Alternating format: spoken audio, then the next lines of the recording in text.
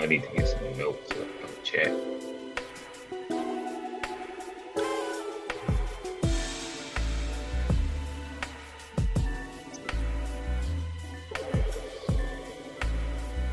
Get ready for.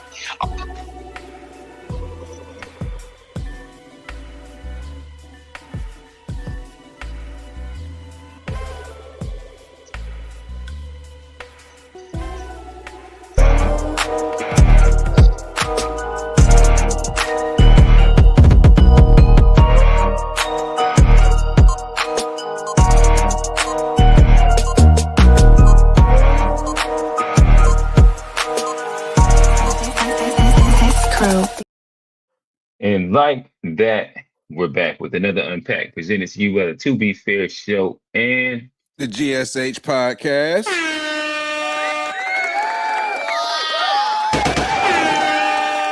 It doesn't matter how you feel. all right, we are back with another one. Again, today we're talking about the truth behind AI. Is it all marketing hype? Or is it humanity's biggest threat? Is it possibly capitalism's biggest threat? Are we witnessing the next dot-com boom? We're starting to get some global economic specialists come out and they're talking through it right now. They're saying that this peak is looking very reminiscent of a couple other bubbles that we've seen, as recent as the dot-com boom, but there's the bubble right before the Great Depression. There's a couple more. The Yeah, we'll get into that. But before we do that, y'all see the guys. Y'all know the guys. It's the Four Horsemen here. G, talk to them. Yo, what's good, everybody? It's G, host of the GSH podcast, where we focus on family, friends, finances, freedom, and our future. Forget about everything else. Check it out wherever you get your pod. Search GSH POD. All right. Listen, I will say, G, it's a nigga in Charlotte biting you right now. Johnny, talk to Heavy. him. And Oh, nigga came man. out, he say family, friends, faith, and finances or some shit like that. We say, oh damn. Wow. That shit sound I was real like, similar. I know that. Hey, man, y'all know where y'all heard it first, man. I know that one. Y'all know where y'all heard it I first. started counting them down. I started counting my boy down. You got YouTube timestamps. You good, man. You know it. Yeah, but I don't know if you can still appreciate, but you know what I mean. That's up to your faith. Hey Black, talk to him. We talking What's about up, the mayor everybody, of Charlotte man? pro temp. Uh, Yes. Back out here Wednesday night. Good to see everybody. Uh, it's August, man. Time is flying, so let's get it. hmm Some might say Black August, a Black August. Johnny, talk to us, brother. Hey man, glad to be back. Got another good one lined up. Y'all know what we do, man. Let's lock in, man. Ready for a good one. Got you. All right, so with that said, um, just getting a real quick feel to where the panel is at. What is your current sentiments and feelings toward AI? We've been pitched the AI in the next 2 to 3 years will almost push us into a socialistic American economy where there's a need for a UBI, there's a possibility to work, but not a need to work. We've also been pitched that this is, or now we're starting to become pitched that maybe it's not everything that it's cracked up to be. News is starting to come out that pretty much all the AI companies are circling around about couple trillion dollars of money and a bunch of IOUs. The tokens haven't become profitable, and there's a lot of talk in the AI street stuff. It might be too expensive for it to be something that is tangible economically for companies to actually use. Right now, what is y'all sentiments? Just starting off as we get rolling. I mean, I think it's just like everything else. It's a tool. Uh, so I think it's just like There was the gun, there was the industrial revolution, there was the internet. I think it's just another tool. I definitely think, there needs to be some regulation, especially when it comes to affordability and accessibility of it. And I think just like with anything else, it can be in the right hands. I think it could be really useful. In the wrong hands, I think it could be really detrimental. Uh, but it's a complicated subject. So I'm looking to dive deep into it for sure. So are you a believer of the future of AI, or do you think that it's oversold hype? Well, I definitely think there's a future with AI. I don't necessarily know how it would look, but I definitely think it's something that's here. We're not like going backwards with it. Okay, so you would say that the future that I guess we could say Sam Altman, Bill Gates, Elon Musk is speaking to is more of a plausible reality than a dot-com bubble bust. G, talk to us. Yeah, I think the AI thing is I think a little more like it's you lack of better words in too deep. Pause. It's just it's too much, You think and so? you can't turn back at this point. Too much money's been spent. Too much money's been invested, and too many layers. Like AI is more than just a LLM. There's a lot of components that go into this industry that are making billions of dollars, whether it be the chips, the data centers, the models, or the agentic layers. Like it's multiple stakeholders that have ties to this. And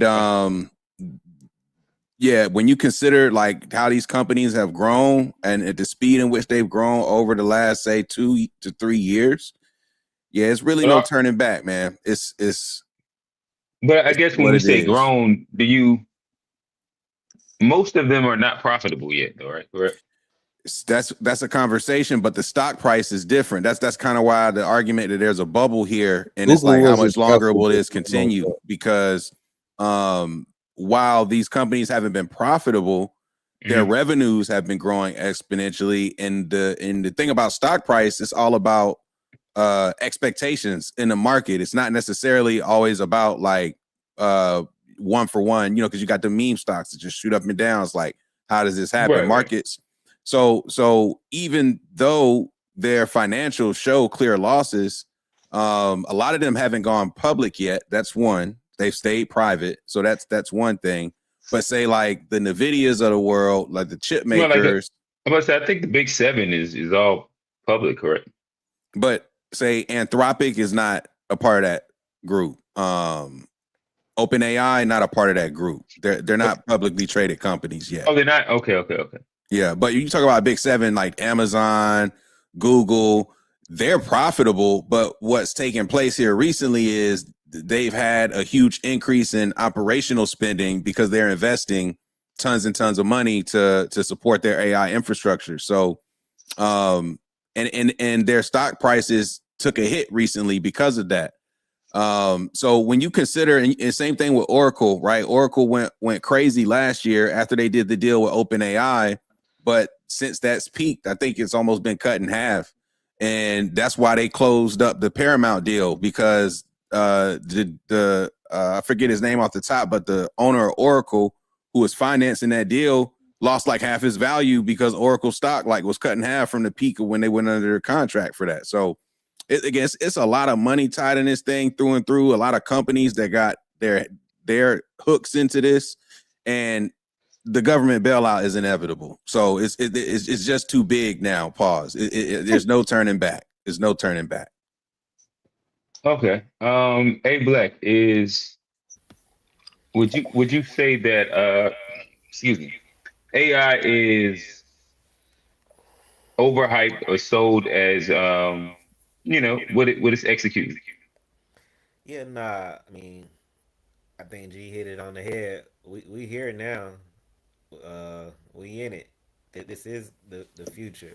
We talking about what it's gonna look like. We kind of are seeing what it's looking like, and it's being integrated into everything to the point of normalization, to the point of like at first you see this little AI bug on the corner, and people don't know what to do with it. But slowly but surely, they're training humans too on how to use AI, so they can train AI with it. And it might start with as simple as uh, a photo and making yourself look like a tiger, or making yourself look pregnant, or whatever. But they are trying to condition prompting and conditioning giving commands. So the AI is not going nowhere as far as the companies and the money hemorrhaging, because it's like it's a new industry, so they still kind of don't really know how to finesse it. And I think what's going to happen is a lot of smaller companies will kind of get gobbled up, and we already kind of seeing that where you able to use the AI to create your own AI shit, and it's getting bought up by the bigger companies. So they're finding ways to kind of consolidate it, and right now that's the cold war of like buying up the technology, getting the licensing, creating these flock platforms with just flock cameras and everything shit. on it and stuff. Uh, but like you say, AI is so much deeper than I think a lot of us even know yet. And so my thing is like, I don't know what the future holds, good or bad. I just know it's here, and I think you need to be learning as much as possible, so you don't get left behind. Because they creating a world now where AI is going to be a part of it. You're going to have an assistant, whether it's in your glasses, whether it's in your phone, whether it's whatever. They're starting to train you now to where this about to be the new normal. We all gonna have a C3PO walking around with all our data, all our info and thoughts, and able to communicate and do stuff with. And we're gonna lose certain faculties ourselves and how to read and write and process and reason at a higher level. But everybody won't. Some are gonna be able to use it like a tool, like Johnny said. But I don't know if it's a tool because it's more sentient. Hammer is a tool. It'll just sit there if you don't use it. But AI can be working without you if you program it to do that. And while you sleep, that tool is tooling and doing things. So it ain't going nowhere. And people need to kind of get on it. Niggas want to talk about it's eating up the water, data centers. Like, it's just a digital. I don't know if one is digital, but it's a digital gold rush of something that's new, something that we, especially black people, can be kind of trying to capitalize on and learn not only the front end but the back end of how this can benefit us. But I still think it's new. I still think the government don't know what to do with it and how to regulate it. We're seeing the wars of Anthropic and OpenAI and them going back and forth with these big contracts. But the technology is there. The police integrating it. We've seen it with flock cameras. I shot an event with work and CPD, and the technology that they're using with AI and data is like, niggas is cooked. Like, they can find they like Cerebro out here. If they want you, they will find you, But and they got all the tools to do it. So I think people should learn as much as possible in the field that they're interested in, whether it's art, or technical, or business.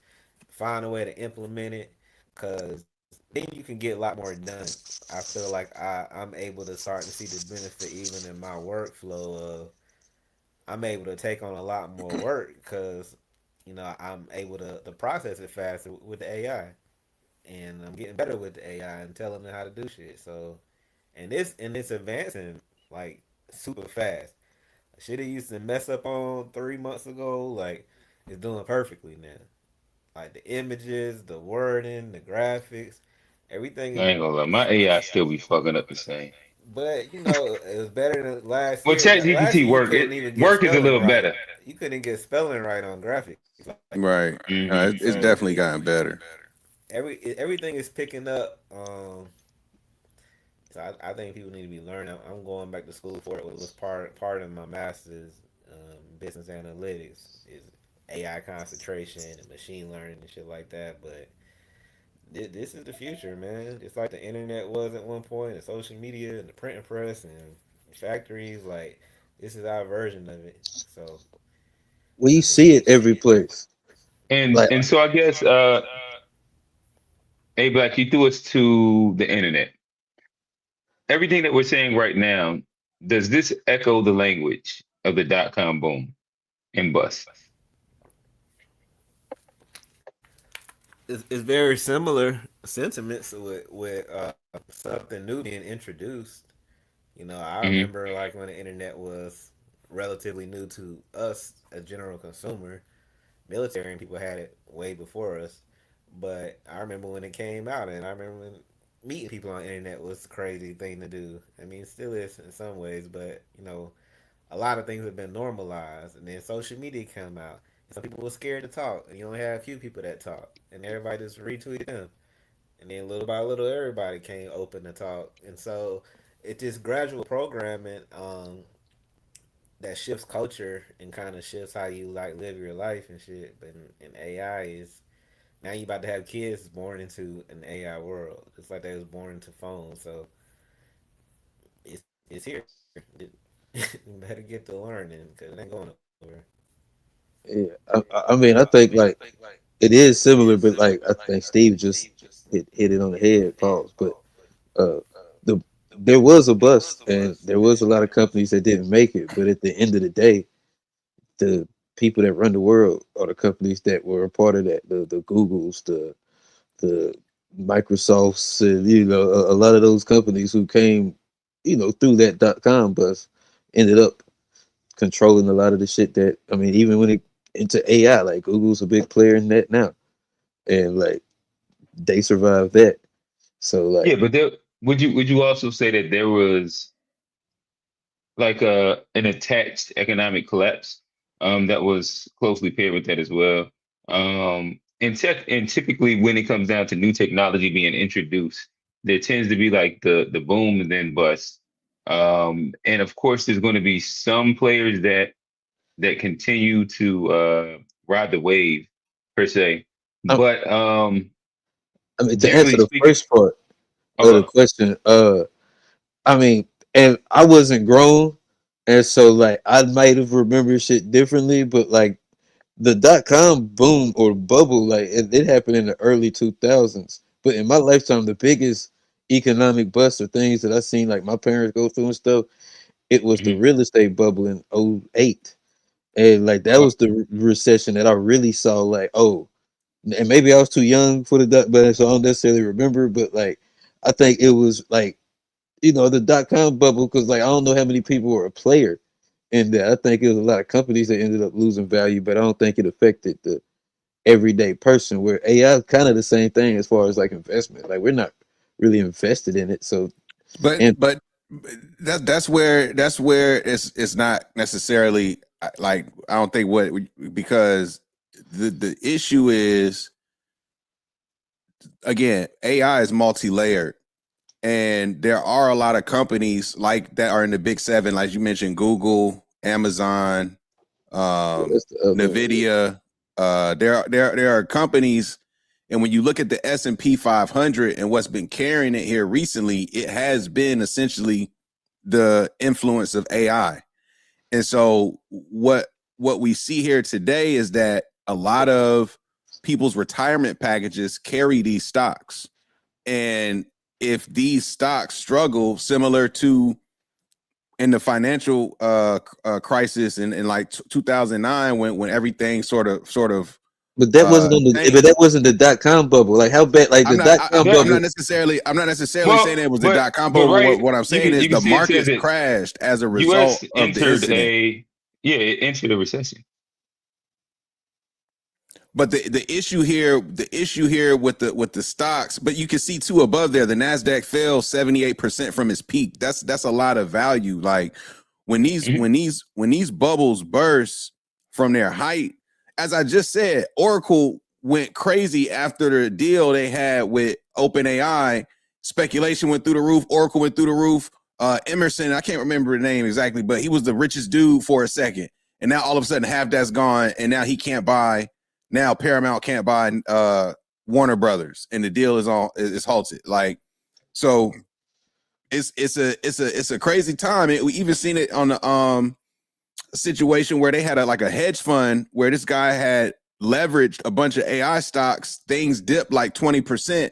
The bank called it in. He had to repay everything. And so it's like there is a lot of money into this, and a lot of people's retirements are tied to what some of these big dog companies are doing. And what you start to notice is that a lot of that money is just kind of being passed back and forth. Like, Well, we're gonna work that's with what's you. happening. We're gonna work with you. We're gonna work with you. We're gonna work with you. I'm We're gonna gonna work with give you you. an IOU, and then And somebody you gonna give have to me pay a at couple. some point. Yeah. Well, but all right, so then that moves us to the next statement in which we can speak about it before we watch some of the memes. I know we got some memes in here that speak to this. Look at what SpaceX done As recently as well. as AI has been presented, can it become profitable? This has now become like the biggest issue that exists when it comes down to AI, the AI industry, and these companies. Can it become profitable? I can present both sides. So I'll let, if somebody got I can take. Yeah. Well, you know you getting This nigga money say he go both ways. through Oh. subscriptions.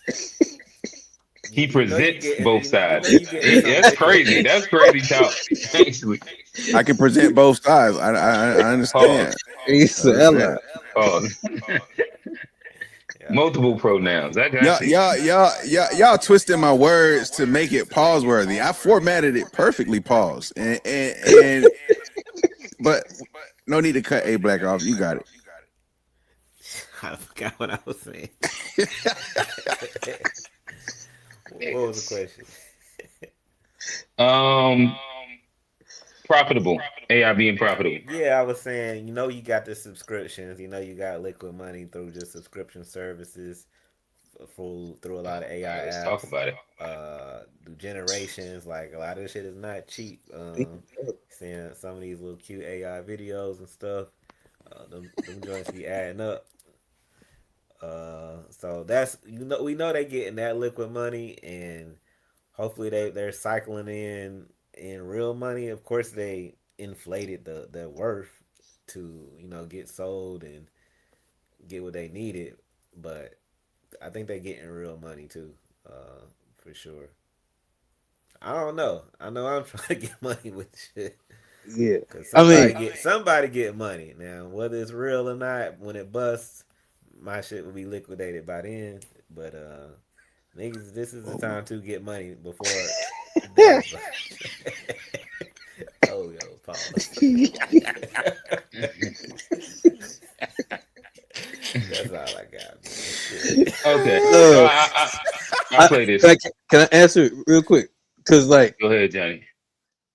I don't know if it is a way for them to become profitable, but I feel like going back to the .com bubble, I think like a lot of these companies they ran on that, and I feel like the longer they can kick it down the road, I feel like the bigger chance they gonna have to be profitable. The more and more we become addicted to it and hooked on it, the bigger chance they gonna have to, whether it's ad revenue or subscription service. Like the more and more people get used to it, the more and more that like the higher I chance think they it's have. the cost of the usage of it, which Oh, is going to come down to this meme that I'm about to play. Uh, but that should come down. Hopefully, I can't hear it. Can you hear me? I can't hear it. my bad, I y'all can't can't hear. hear it. I can't hear it Okay, either. okay. All right, I'm gonna hit the reset on it. This should work here. Johnny, tell us more about how you feel about AI. Oh well, I think like there is a ramp or a path to profitability because like, but it's not guaranteed for sure. It's a gamble. But like I think there's a lot of smart people who invested a lot of money, so I think there's definitely an on ramp for them to be able to. I think it comes down to the cost of, and it's a big deal, but the data centers and like however they can make them more efficient, cost less money. That's going to be very key. Can y'all hear that? That's all I got. That's my pass. Y'all couldn't hear this either? Nah, I ain't hear that. Nah. I ain't hear that. Oh, okay. I Yeah, ain't G, hear talk to us as I figure this out. So the thing about AI, I would say, like, you got to look at a couple of factors here when you project long term. And when you look at technology as a whole, right? Think about how expensive the first computers were. And the first, like, the mainframe computers were literally, if I'm not mistaken, big as a house too. say what?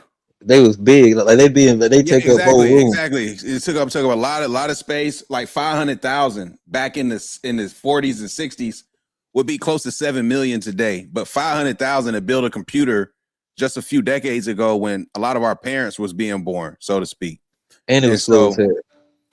and when you look at what it costs to do what that same computer does today, I mean, our phones blow it out the water for a small fraction of the price. So when you look at some of the cost of AI, like as it relates to like tokenization and cloud compute, you know, even when we were in school, you know how much money we had to pay for them little ass thumb drives that had like 16 gigabytes of storage just to save our Word documents and Excel spreadsheets and stuff like Oh that yeah, like on the floppy disk. on a floppy I heard disk or it's a tiny uh, amount of information. tiny, Oh, it's very, very.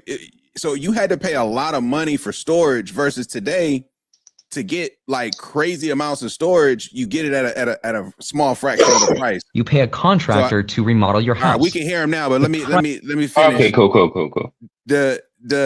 The tokens that it costs to get things done with AI will inevitably get more efficient. It won't take as many tokens to do the same task as efficiently, if not better. And I think as time progresses too, same thing goes with the cloud compute. It's not going to require as much, and things are just going to get more leaner and efficient. That said, you also pair that with the idea of huge productivity gains through all this AI getting spread everywhere, where it's like, okay, and this is where it's like, I don't know if this is really true, but like, does it actually make life easier because there's an abundance of supplies and things that make people's lives easier? That sounds like a great story, but I just don't know if if that's the But reality of how things are going to play out. But I do right, think there's room that's for another it to be side of it. profitable long term, but it's a very long term profitable play, and that's why they're going to get bailed out in the short term by the government. Gotcha. All right, so with that said, what we'll do is finally play this meme for y'all here. And If the promise of AI is as good as they are marketing it to be in its current form, they would not be charging us for tokens. Instead, they'd be charging us for building a billion-dollar business idea where they would take 30% of the revenue. Because think about how you pay for anything in business. You pay a lawyer to win a court case. You pay a contractor to remodel your house. The price you pay is attached to a specific result. Now, AI companies do not work that way. They charge us per what's called token usage. Now, a token is basically a word. Every word the AI reads and every word it writes for you, we pay for that. Whether the answer was good or was really bad. And Alex Karp is basically saying, why would they price their business that way? Why wouldn't OpenAI, ChatGPT, just say, only pay me when it works? If we create a good idea for you, give us a cut of your income. But I'm telling you, in this country, at every single enterprise I deal with, these people are livid. They're like, I am paying for tokens that create no value. These people are stealing the weights and alpha of my business, and they're creating a wealth tax that does not help the poor. It just punishes, starts with the billionaires. Every single person at this table is going to be paying a wealth tax only to punish us. If they were confident that this thing created this value, that would be the easiest sales pitch in history. Pay us nothing unless we make you money and unless we build you a billion-dollar idea. But they can't offer that because these models do what's called hallucinate, right?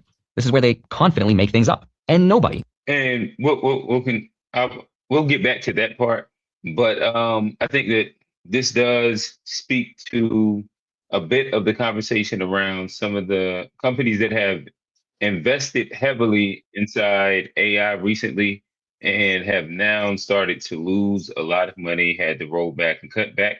And within what they thought was not a quarter, but a year's worth of tokens, i.e. Uber, they've used it all inside a quarter. But we'll continue and kind of go into this spot. It's a scam. But the biggest thing by far is that the con is the financial side. The con is the fact that most people's experience of AI is unrealistic when it comes to the cost. So you using ChatGPT, I believe the subscriptions will go away. I think we are just at the dawn of token-based billing, meaning that most people's use of Claude Code, for example, is based on a relatively unlimited, you can burn between $8 and $13.50 for every dollar of your subscription in tokens. So most people's experience of AI is separate from the cost, divorced from the cost. And this was a deliberate con on the part of Sam Altman and Dario Amodei, because they both knew that if they actually made people pay on a per million token basis to use these things, they go, wait, how much? Whoa, this thing messed up and I still had to pay. And you're kind of seeing that already with the enterprise customers, the Ubers and Walmarts of the world who are starting to have to pull back. This is the token maxing, soul searching we're seeing going on right now. The thing is, Uber wasn't token maxing. I don't think they had a leaderboard. I think they might have at some point, but they burned through their entire annual token budget in 4 months, in the space of the first quarter. And then their COO, Andrew McDonald, said it's getting hard to justify because you can't connect it to outcomes. We are years in. Why are we all acting like this is going well? It isn't. So let's try to break that whole thing down. So what a lot of people don't understand is that if you're going to use ChatGPT and you're paying the subscription that you see, you would assume that if I pay this, it means that me using the service is making OpenAI money. That is very, very far from the case. They are burning through a ton of money to be able to give these subscriptions at the price that they are. The whole point is to get people hooked and reliant on using the service, and then later crank up the price. Something Uber is all too familiar with. I'm sure you remember back in the day when Ubers used to be a few bucks, and it was amazing. It was mind-blowing that you could pay that little to get a cab. That was all done on purpose, and that was subsidized.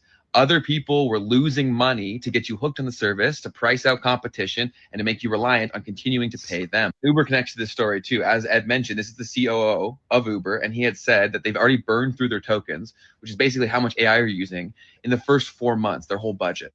And they couldn't link the value that they had spent to real improvement in their business. And that's the point that Ed is making, is that all of this is incredibly unsustainable. It's hard to justify to the public how this advancement is really going to improve their life. And the fear marketing has gone off the charts. Every single day you're hearing about how your job is taken, you're going to enter the permanent underclass. And most of the people pushing that message are financially incentivized to do so, which is what Ed is exposing. All right, what do y'all say to that? I mean, Man, you gotta dodge the fear, man, and get your money while they're getting good. Cause it all gold rushes are short, and it's gonna bust, pause in some type of way. But I feel like I wouldn't be worried about companies and how they getting money and if this is sustainable. I'm also don't feel like I'm doing nothing that I'm solely dependent on. Like it's faster, but I can do it myself if I needed to. So like they crank up prices, like he says, to unrealistic, then it'll make sense. Right now I think it's pretty cheap, like for the output that I get. So I could do with a few price raises before I raise my eyebrows. I'd be like I'm good. But I think with competition, they're gonna have to keep it at a certain level anyway, because people are creating the same things, and your shit is better this month, my shit will be better in 3 months, and it's kind of going up and down. So I don't see the price and subscriptions going crazy. Well, I think he was saying that he thinks subscriptions are going to be taken away in general. Well, he also Like the was saying subscription that model doesn't. they trying to get people hooked so they can raise the price of subscriptions. So I don't. Why would they take it away? They would change the business model to charging for token usage versus paying a flat subscription rate, is what the guy was arguing. I'm not saying I agree with what the guy is saying, but that's what the guy is arguing. I mean, they already do that. I think it's gonna be a couple because even with if you look at like the development of like the internet and a company like Google or Amazon, there were changes in philosophy along the way, but I think there will be like might not be a bunch of, but there will be a couple of companies that sustain long enough to be able to create AI that is useful for people. And I think that because right now flyers and stuff like I can understand why a lot of people say it's not necessarily as productivity, but I think there are ways. Well, at least that's I don't necessarily know, but I think there are things that could do it way more productive for people where the Do value do is up. do y'all remember like when the internet like first start becoming real accessible and you ain't know what to really do with it, so you used to be like maybe looking up Right. song lyrics or maybe some commercial had a website and you just look like you didn't really know what to do with the internet. Yeah, it was just there. You might go to an AOL chat room, but like slowly, What people kind niggas of be doing start with the figuring internet out. now? Shit, I mean, what we doing? You got But shit, networks, you niggas got pay. platforms, you got stores, you got Yeah, niggas be shopping on industries. the internet now. Niggas Niggas don't be go to the scrolling on the mall. internet. That's their biggest thing, scrolling on that bitch. Yeah, but But they but be now the on there. scroll, they'll sell you shit on the scroll. But that's because it's a whole It world ain't now. it ain't It's a whole world now of productive. things to Yeah. do. It's a It's whole world profitable. now of things to do versus when it first came out. It's Niggas profitable. didn't know what to do with it. It was just fear of like, oh, this is gonna end the world, and maybe it did in some ways. Who knows? But people evolve. The populace evolves with the tool, and eventually starts figuring out how to use it. Cause I still feel like, I mean, creatively and artistically, we using it, but I still feel like we don't really know what to do with it yet. It's full of We just, potential.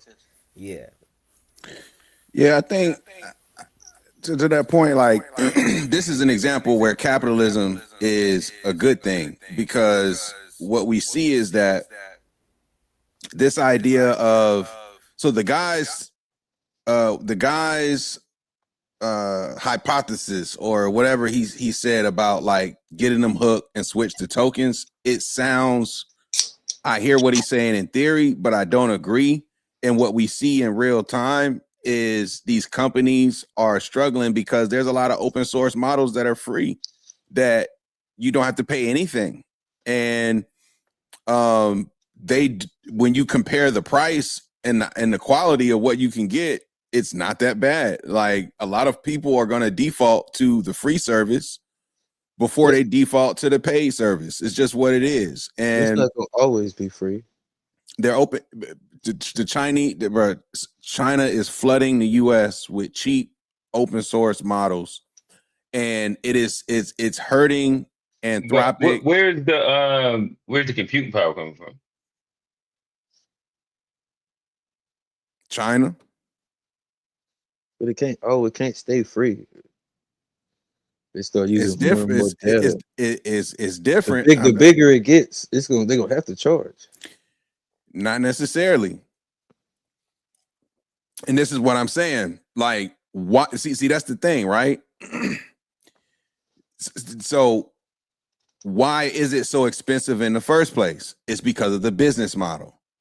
And depending on how you operate functionally, China's like, we'll build data centers, we'll do whatever. Like, China is in a they're set up differently to handle what they're doing strategically as a play to put them in power to further their own mission. So this is an investment for them. This is not something where, again, like, because like for example, But investment got a return. Like yeah, and it will. So for example, a lot of the revenue that these companies are going to generate really are not from us. It's from enterprises.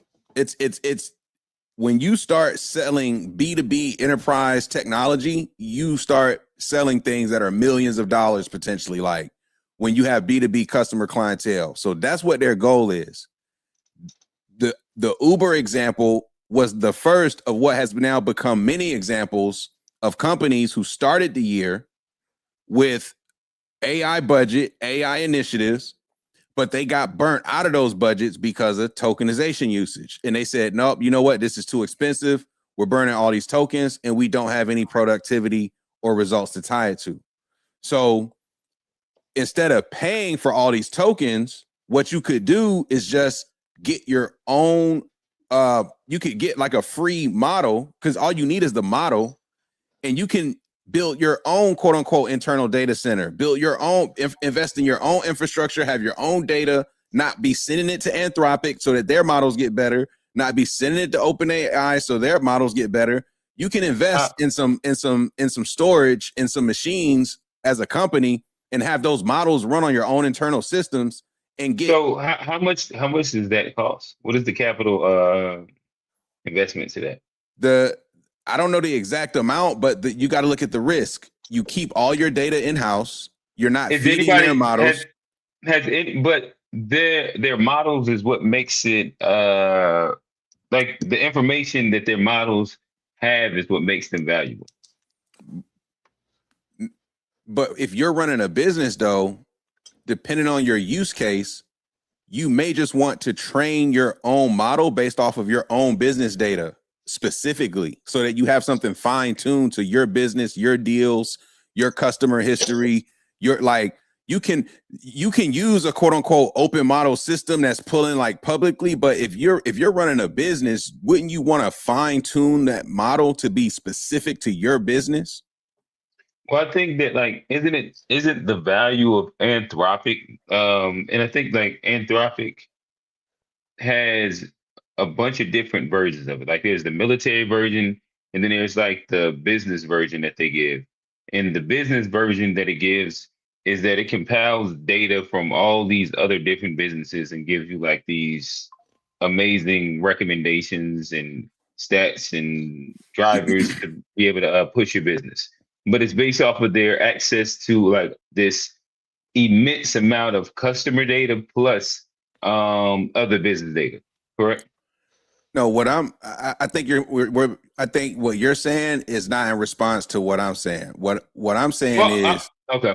What I'm saying is, as a business, if you want to pay OpenAI for their compute or Anthropic for their compute and run on their system, part of that comes a risk as a business. You're feeding them your proprietary data.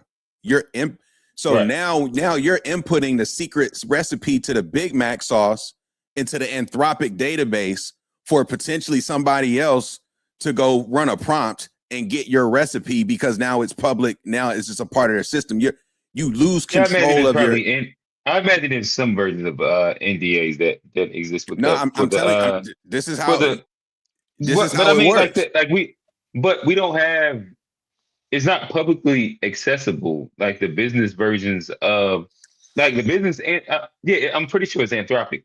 Their AI, because they have two separate AI models. They name them differently. I forgot the names of them.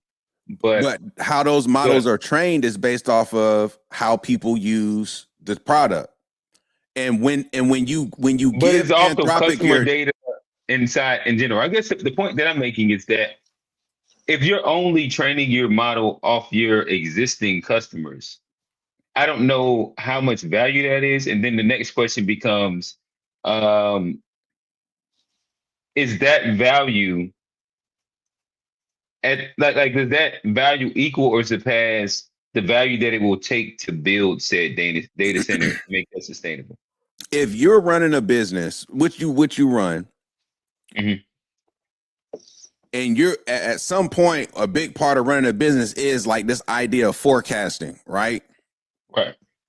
Why would you want to forecast off of data that's not like yours when you've got the model that can do the same work just for your data specifically? Right. Because I want to scale. And then if me scaling wouldn't necessarily only be my literal, customer demo at the moment. Like I'll be looking to scale and get information, especially on the marketing side, that I can draw from other successful gyms that have very similar business models, and or look at other business models that right now are being successful and seeing how I can integrate that into my business. But what about your own business currently? How do you analyze what's working and not working in the past so that you do more of what works and less of what doesn't, based off of your own, just like your own business? I guess I don't think you need a data center for that.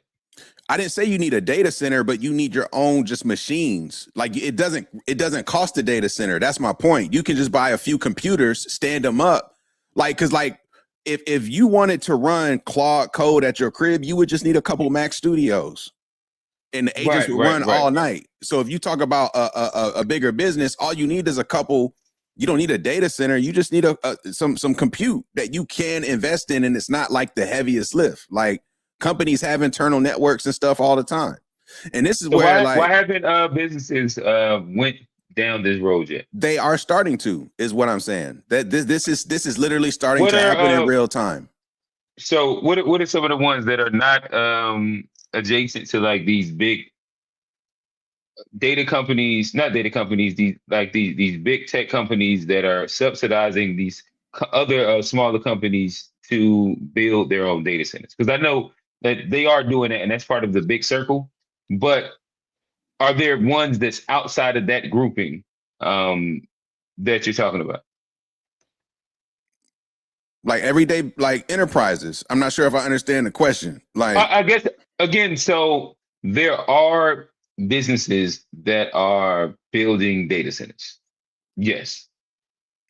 A lot of them, the ones that are, I'll just say the ones that I have heard of are attached to and are subsidized inside some way or a part of the big circle chain that is like the AI tech bubble, in which there's a bunch of IOUs, equity, and money being passed around in a circle to where there's promises, whether it's inside chips, it's in tokens or capital from these other companies. So they're incentivized to build these data centers.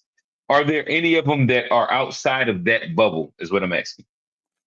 now, because are you comparing the data centers to what I was saying about building your own compute? Or I'm a little. All right, well, my bad. So at first you started with data center. So I like you might have like changed the wording now. So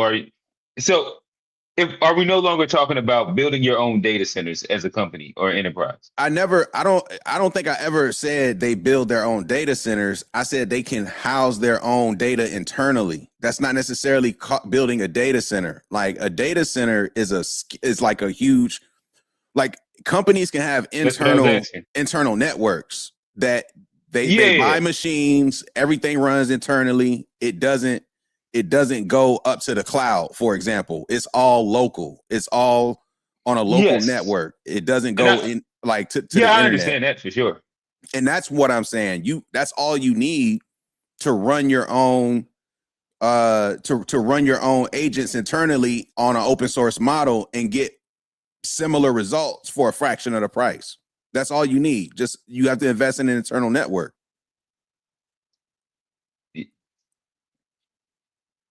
Okay.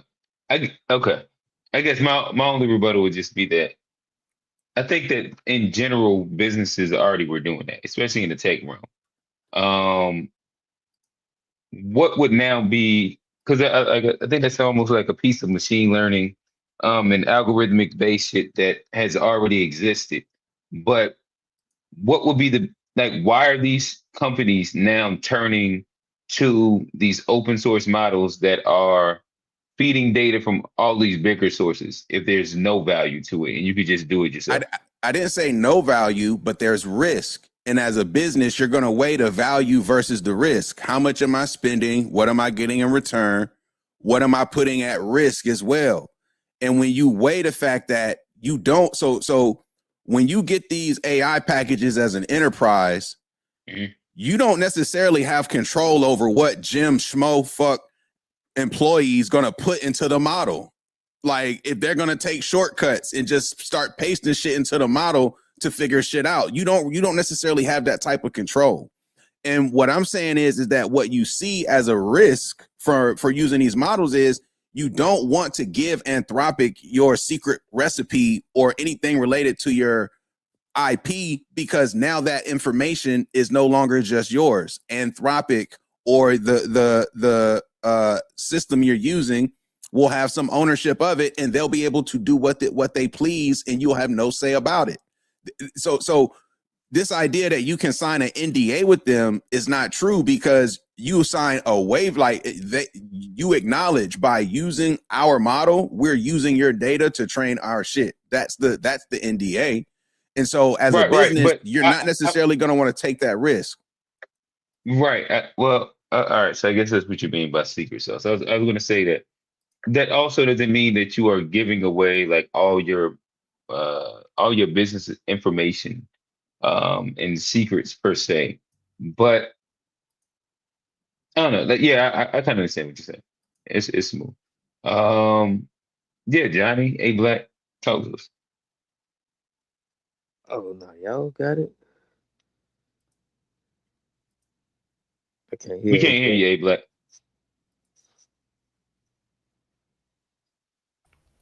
My bad, Sam. What was your next question?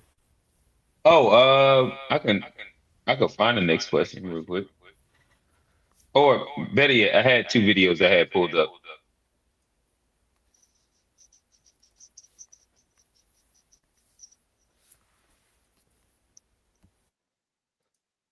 OpenAI, SoftBank, and Oracle partnered to build the $500 billion Stargate data center.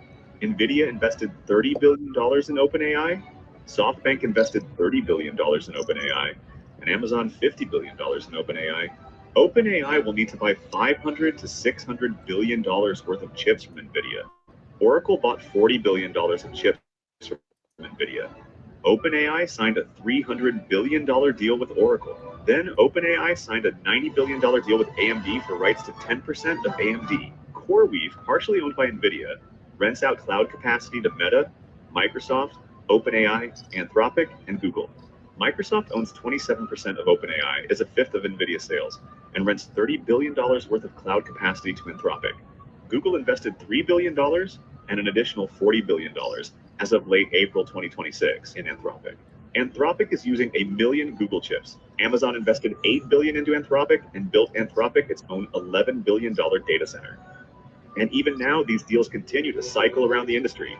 Everyone is everyone else's investor, supplier, customer, and competitor, all at the same time. It's like a group of friends passing the same $50 bill around the table and each calling it their.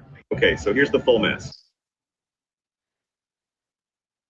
Say, I think artificial intelligence is right up there with the railroads. It's one of the defining great ideas of the last couple of hundred years. It's going to change everything. And that is critical. If you mean to have a bubble, people think that a bubble is mainly because it's a scam, and nothing could be further from the truth. The great bubbles always occur around the very most important ideas.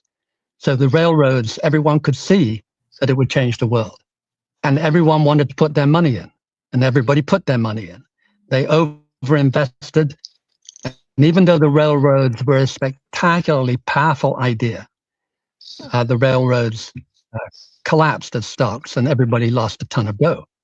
The same with the internet. And then out of the wreckage, the railroads changed the world and the internet changed the world.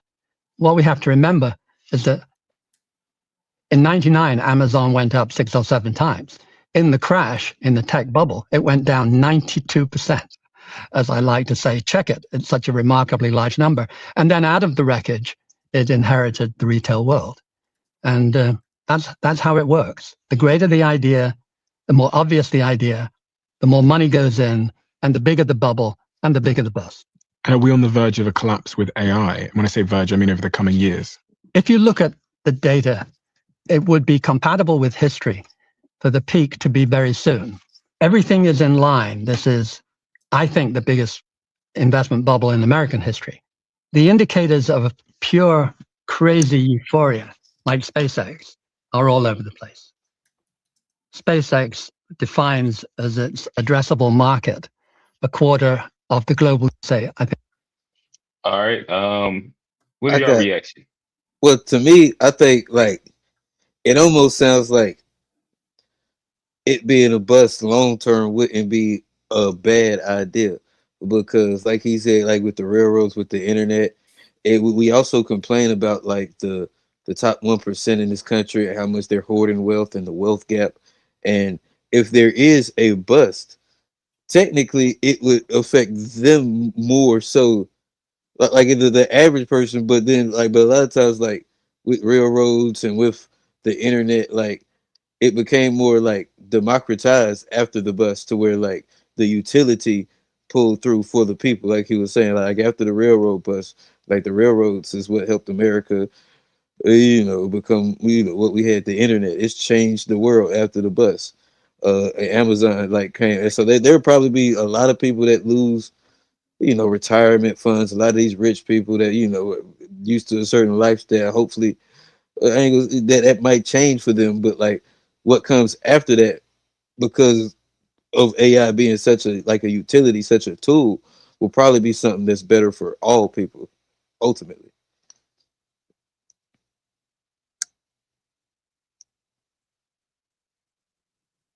That's just my 2 cents. Yeah, shit, man. I mean,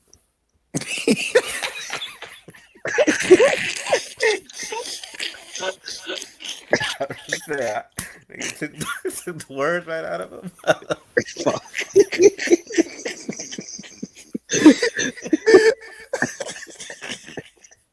It wasn't that crazy with us.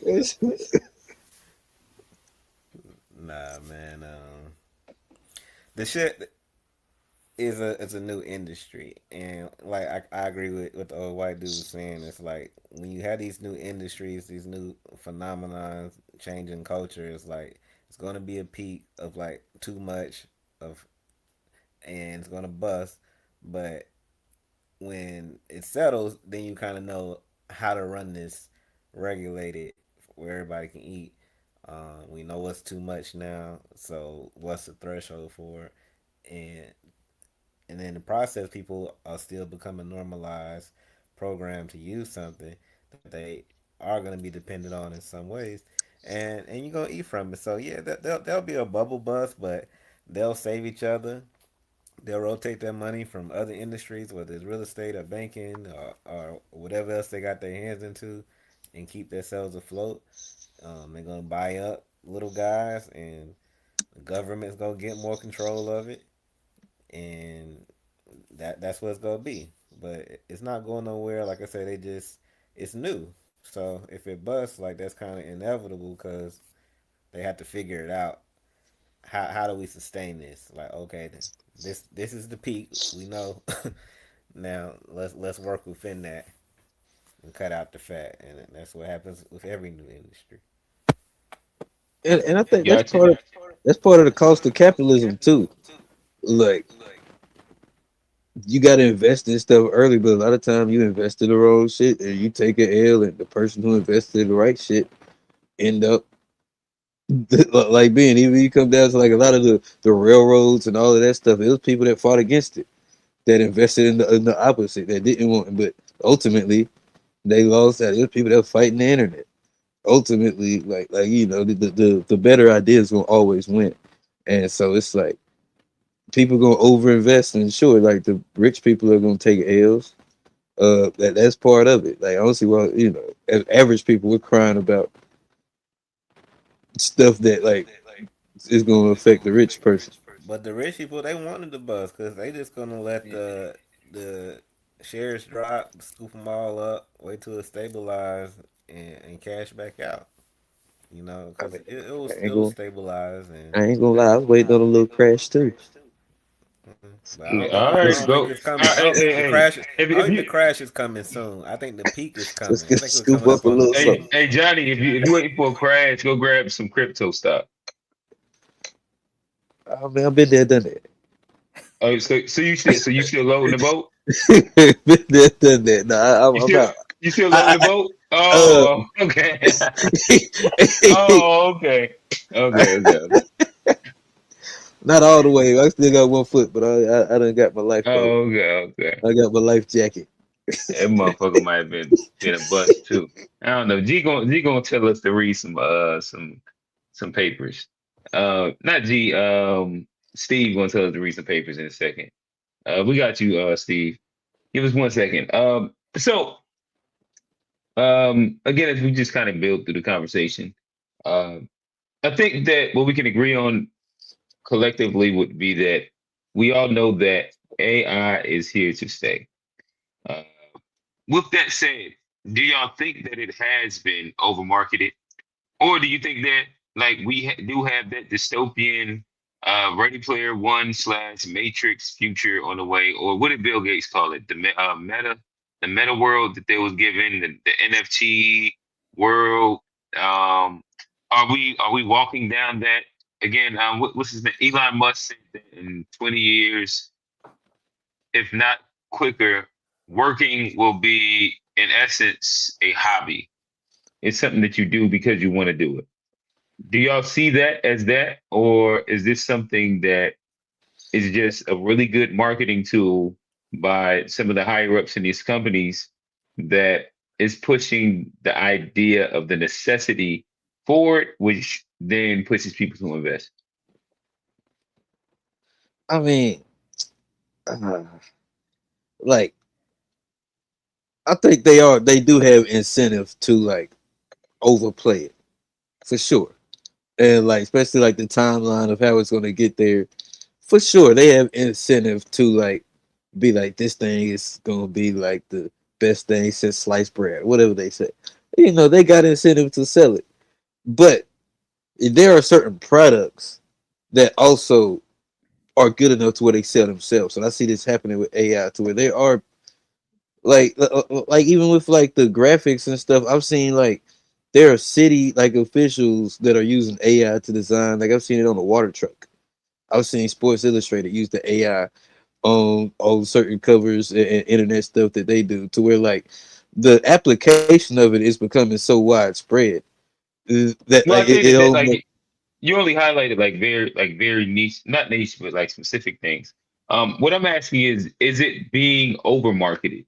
Like you've talked to its use case today, which would be like graphic design. And it's been able to kind of really revolutionize that accessibility to a lot of people. I think that that is something that one could say.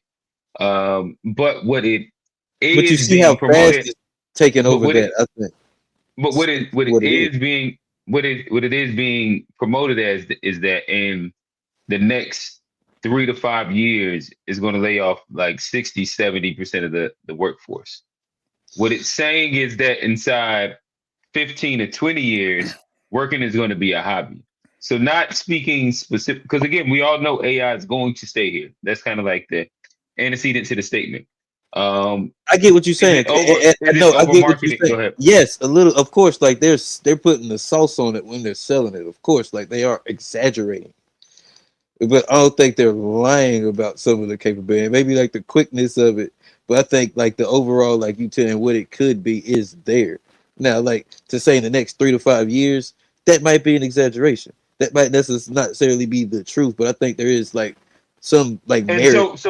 so what do you think that the non-marketed version of what AI is going to look like for us in 15 years will be? Well, I think like when I first heard like stuff like AI agents and like more autonomy to like your day to day life, and I think and that's when me when it was pushed, it was more of like stuff like that that makes sure. And then I don't know about when it comes to productivity, and they say like I don't necessarily know, so I do think it is a little embellishment in it, but So are like you saying that inside like 15 years, you think that most of our life will be ran by AI agents and working will be a hobby? I'm saying maybe not in 15 years. I think the 15 years is an embellishment, but I think like the utility and what AI is, I think that is a possibility that could happen with AI. Whether it takes 15 years, 30 years, 60 years, I do see that being able to be a thing. Now, when I first heard about it, like there are certain hurdles that I didn't understand, like data centers and stuff like that, and I ain't really understand like a lot of the hurdles. I understand those a little more now, but I think there's still hurdles that could be overcame. A Black. Yeah, I don't think it's being over marketed. I feel like the education on it is being under marketed. Like there's a Hmm. gap in keeping up with what's going on because it's moving so fast. So people are chasing knowing what to do with it. But I think it's a real thing. I just think it's not being promoted enough what to do with it, beyond the easy trivial stuff like what other ways can I apply this to my life that makes it beneficial without it hopefully killing the rest of the world. Okay, so you think that there will be uh, so you think that there will be the possibility of like the dystopian future where you got Skynet, and or Ready Player One slash The Matrix with AI. Uh, I feel like some regulation is gonna come. I feel like it's real open right now, and a lot of things we're not gonna be able to do as easily without it being a major expense. Um, I'm also worried about it being used by the government and the police, helping with more of a police state with data collection and finding stuff out on people, where they at, what they doing, uh, basically what they thinking now, what they have access to these models. So that's my major worry is kind of like policing people, the police state, and access to not just information but nuanced information about a person. You know, but I mean, I guess if you ain't doing no crimes and nothing shady, you good. But Mhm. And do you think that there could be a possible fearmonger aspect to this when it comes down to what AI what the damn, I kind of lost my train of thought there. Um, yeah, I mean, people feel what they don't understand, and when you got that side of it's not benefiting me, I'm not getting no money from it. Let me find a way mhm, to kind of go against it. The data centers, I mean, they're building more data centers, but data centers are not even new. Like our social media apps, internet, banks, um, mhm, data centers have been around, but mhm. it's being popularized as like this is this villainous thing. It's taking up our water supply supposedly, but there's a lot of factors that are Oh damn, affecting you it. don't believe it's taking up the water? My water is fine. I just got 3 cases of fresh spring water today from Trader Joe's. Like I've seen oceans. I flew Water over. should be free. It's raining right now. So You don't want to drink that water. It's acid you can rain. clean it. You can That's collect that shit Chance rainwater. was rapping about. That's what they want you to think. But you can clean rainwater and purify it, especially depending on where your rain coming down at. Like, but Mm. yeah, man, it's the AI. I just feel like people, they got to promote more of how to use it. I don't know if it's going to replace as many jobs as people think it is because of that. Because Mm. a lot of it still has to be human operated and monitored or reviewed in some ways because it can make mistakes. It can act on its own. There's certain things that a human touch is still going to be necessary for. It might just not be as many humans. Like I can say I probably can do 2, 3 more people's job now, um, because of certain tools. So, but if you know how to utilize it, you just find ways to kind of work in other ways. Because like I said, it's not going to take all jobs, but it's going And to then take the if remedial things, the stuff that people kind of been bullshitting around anyway, getting paid to do nothing anyway. and And I eventually guess where I was it'll get going to get better and into. better. So I'll go real quick, Johnny. Oh So not oh I think that where I was my bad, there we go. All right, I think that where I was about to go to is do you think that it's fear mongering in a sense that, or in a way that the Industrial Revolution did very similar propaganda, where during that time it was saying that not the robot, well, yeah, the machines are going to take all our jobs. Um, but new industries popped up, and somehow people kept their job or kept working and finding new jobs. And they couldn't predict what the new jobs would be, but people in general still was able to kind of find new jobs. Do you see AI being very similar, where it's going to revolutionize a industry and the way that we operate, but within that, there's going to be immense new jobs, new work. Yeah, what's your thoughts? I mean, I think like even in like the industrial revolution, the people that were against it were also like a lot of the fear mongering.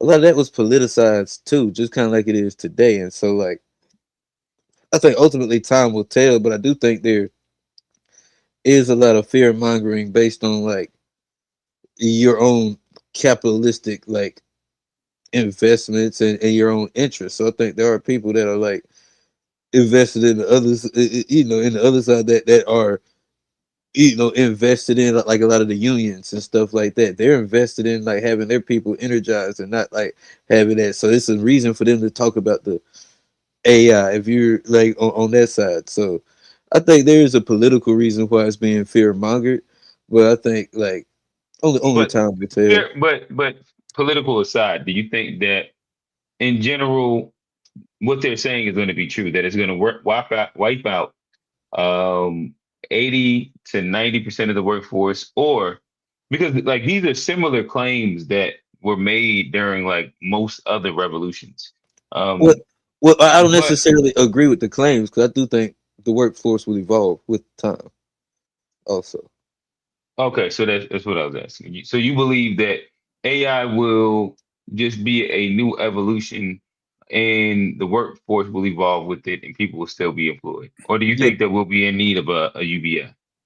I theoretically and the what's it called, the utopian in me would like to believe that humans would be able to evolve to use AI to do way more things than we're capable of now, but we would still be doing things, that are Okay, so you valuable. wait, so so do you think that I think it'll the evolve. industries will so you I think think it. industries will evolve into where there'll be more of a different work?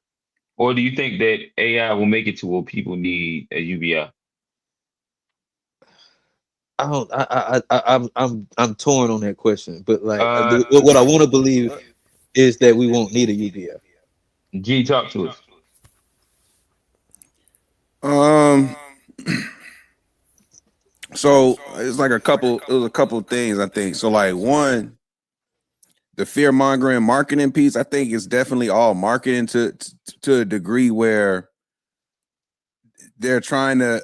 So like I said, I think the way that a lot of these AI companies were going to make their money was through the enterprise, doing business with other enterprises, because those are where the large deals were going to come in. And to market to those companies, there was a heavy push around this idea of like, oh, AI is going to replace this many jobs, it's not going to need this many, because that appeals to the enterprises who they're interested in selling to. So I think they were marketing or selling to their audience, but they did it so well that the other side to that coin is that now the people who work for these enterprises have now pegged AI as a boogeyman, a bad guy. Like now, because that story was so prevalent, and then all these layoffs started happening, but what people don't also like acknowledge with the timing of that was that there was just an overhiring period in COVID. Inevitably, there were going to be layoffs because there was too much money because of COVID. There was the great Tariffs. resignation period. Everybody was getting Tariffs. overpaid. There was there was just hyper hiring in many of these big companies, and they were just spending money crazy because it was free. So inevitably, folks were going to get laid off, but in that same time period, you got this AI narrative growing, and now all of a sudden, as the layoffs are happening, AI is the clear boogeyman. Now, because AI has been labeled a boogeyman, it's not good for business. And so they're trying to pivot the message to say, no, it's not going to take the jobs. It's going to make work a luxury. it's just trying to reframe the same story. Ultimately, is that like you won't need humans to do the same amount of work. So I feel like when we see what's going on today, it's all about their bottom line. Whatever they need to do to fine tune the messaging to help push the mission is what they're going to continue to do. Ultimately, as it relates to UBI, I'll say that when it comes to UBI, I think we will get to a point to where there has to be some form of it here in the States for sure. Okay, so jobs ain't gonna evolve. We're gonna need that UBI. But I would say beyond just the job component, it's on the fact that these data sets are nothing without the data that we involuntarily sort of gave them. And I think that there will be a somewhat of a reckoning between the human population and them wanting to get paid for the data that made these models work so successfully. And this is where I say the government bailout is inevitable, because they're already talking about OpenAI giving a 5% stake to the government. But now we're going full on socialism. It's crazy. And so there will be some reckoning. There will be some reckoning that these governments are gonna. But the thing is like, or the billionaires are going to cut the deal. They're going to cut the deal with the government to try to cut out the people. But I do think as we start to see with the people and these democratic socialists, these democratic socialists that are getting elected, that just got elected in Michigan again, we starting to see like a turn against the establishment. So shout out to the game. I think it's possible. But with that same turn on the establishment, like I think like the UBI be necessary, but that's only if the rich keep getting richer. I think if but I think if the bubble, but I think if the crash comes and things level out, I think you get back to where it comes to where a lot more Johnny, if the crash comes, we're gonna definitely need a UBI, because what I don't think you're under. I don't think what you're valuing is how the average, not the rich, because average niggas got retirement funds and 401ks and Roths, etc. You might not realize how much of all of that money is somehow tied to the belief in AI long term. You might be surprised. And I'm talking about the average worker making 60 to 100,000 in your regular city, who spent 25, 30 years contributing to that 401k, who's probably looking to retire in, what was this, 2026, who's probably looking to retire here in the next 2 to 3 years.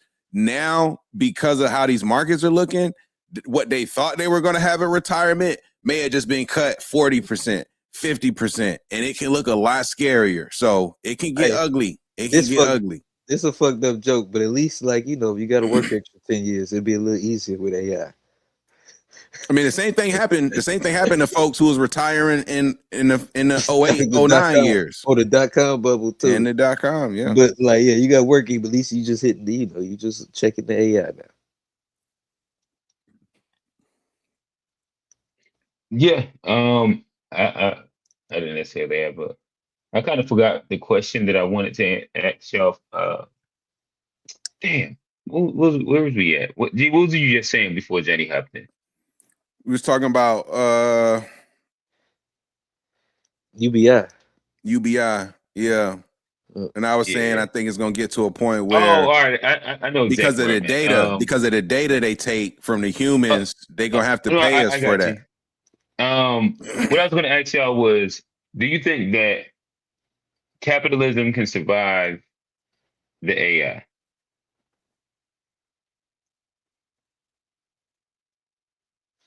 No question. I think that all of the people that are involved in AI, whether it's, you know, the Sam Altmans, the Elons, the whoever, they have all pivoted to this socialist model because of they understand what it eventually looks like for the have-nots, the regular people.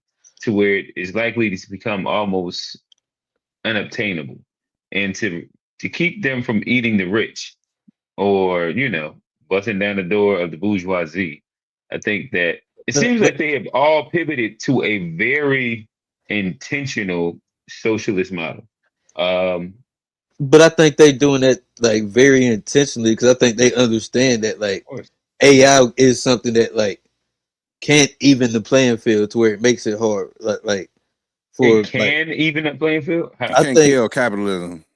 I think with the productivity and what I it can, think AI can. I think it can even the playing field to where like socialism is more of a viable thing with AI versus without it. I think like AI can make for a playing field to where now there are some hurdles because like What? All right. So when you say even the playing field, what do you like? I don't even know if I understand. I think you're saying even the playing field, capitalistic wise. You saying socialist? well I think like What do you mean? capitalistic wise it evens the playing field for the have-nots, the small businesses, stuff like that.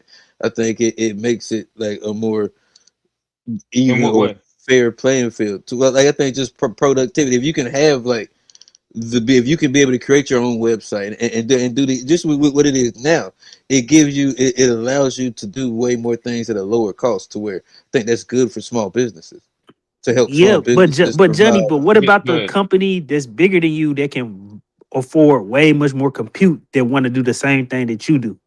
So like, how do you compete with that if they can just simply just brute force you because they can just buy way much more compute and then just do the exact They can same Walmart you pretty much, and just do the exact same thing you do? Like and then I offer think it at a cheaper price. I think people need to come to the grips with the reality. Like a thing people Capitalism typically dead.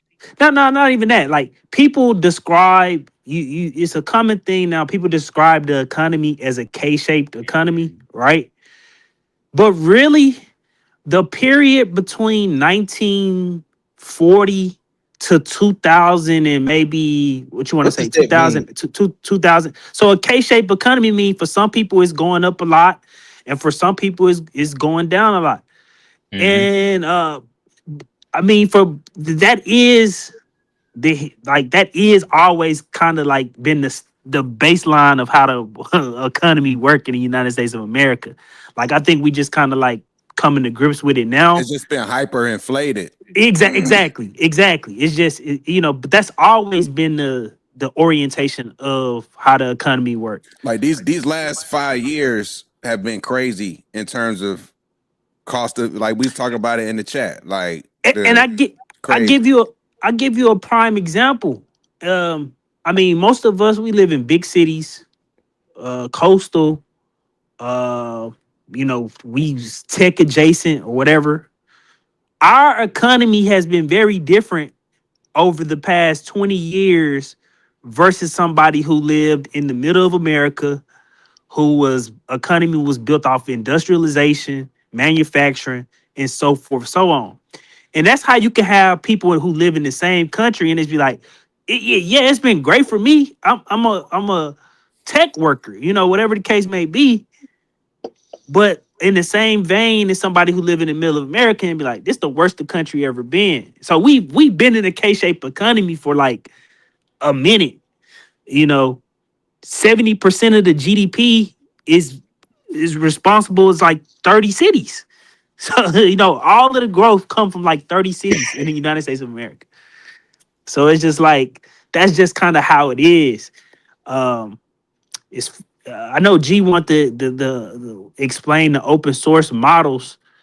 Well, why somebody would prefer an open source model is because there is limitations to using one Anthropic or OpenAI or whoever you're using because they control the model. So right now, if I don't know, I can't remember. They be censoring outputs. They don't even give It you real outputs now. They filtering outputs based off of what your prompt is. So I don't know.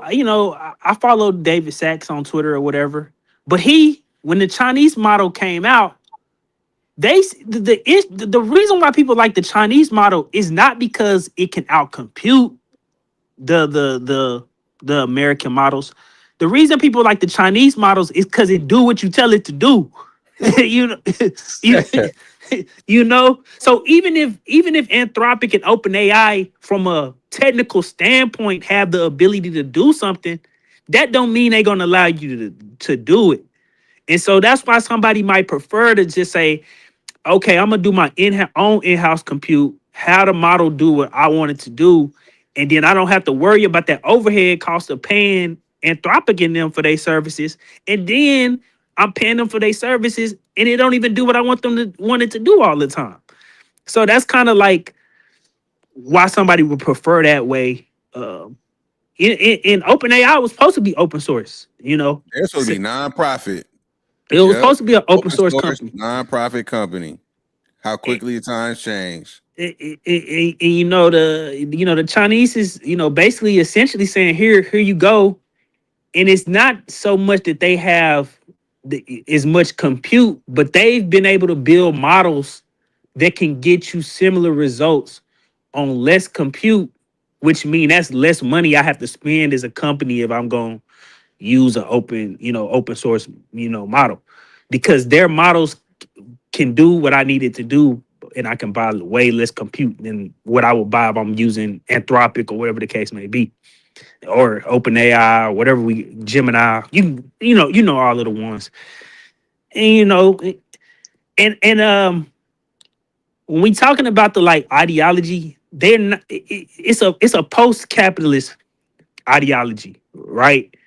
That Elon Musk and these kind of guys because they still want to own the compute.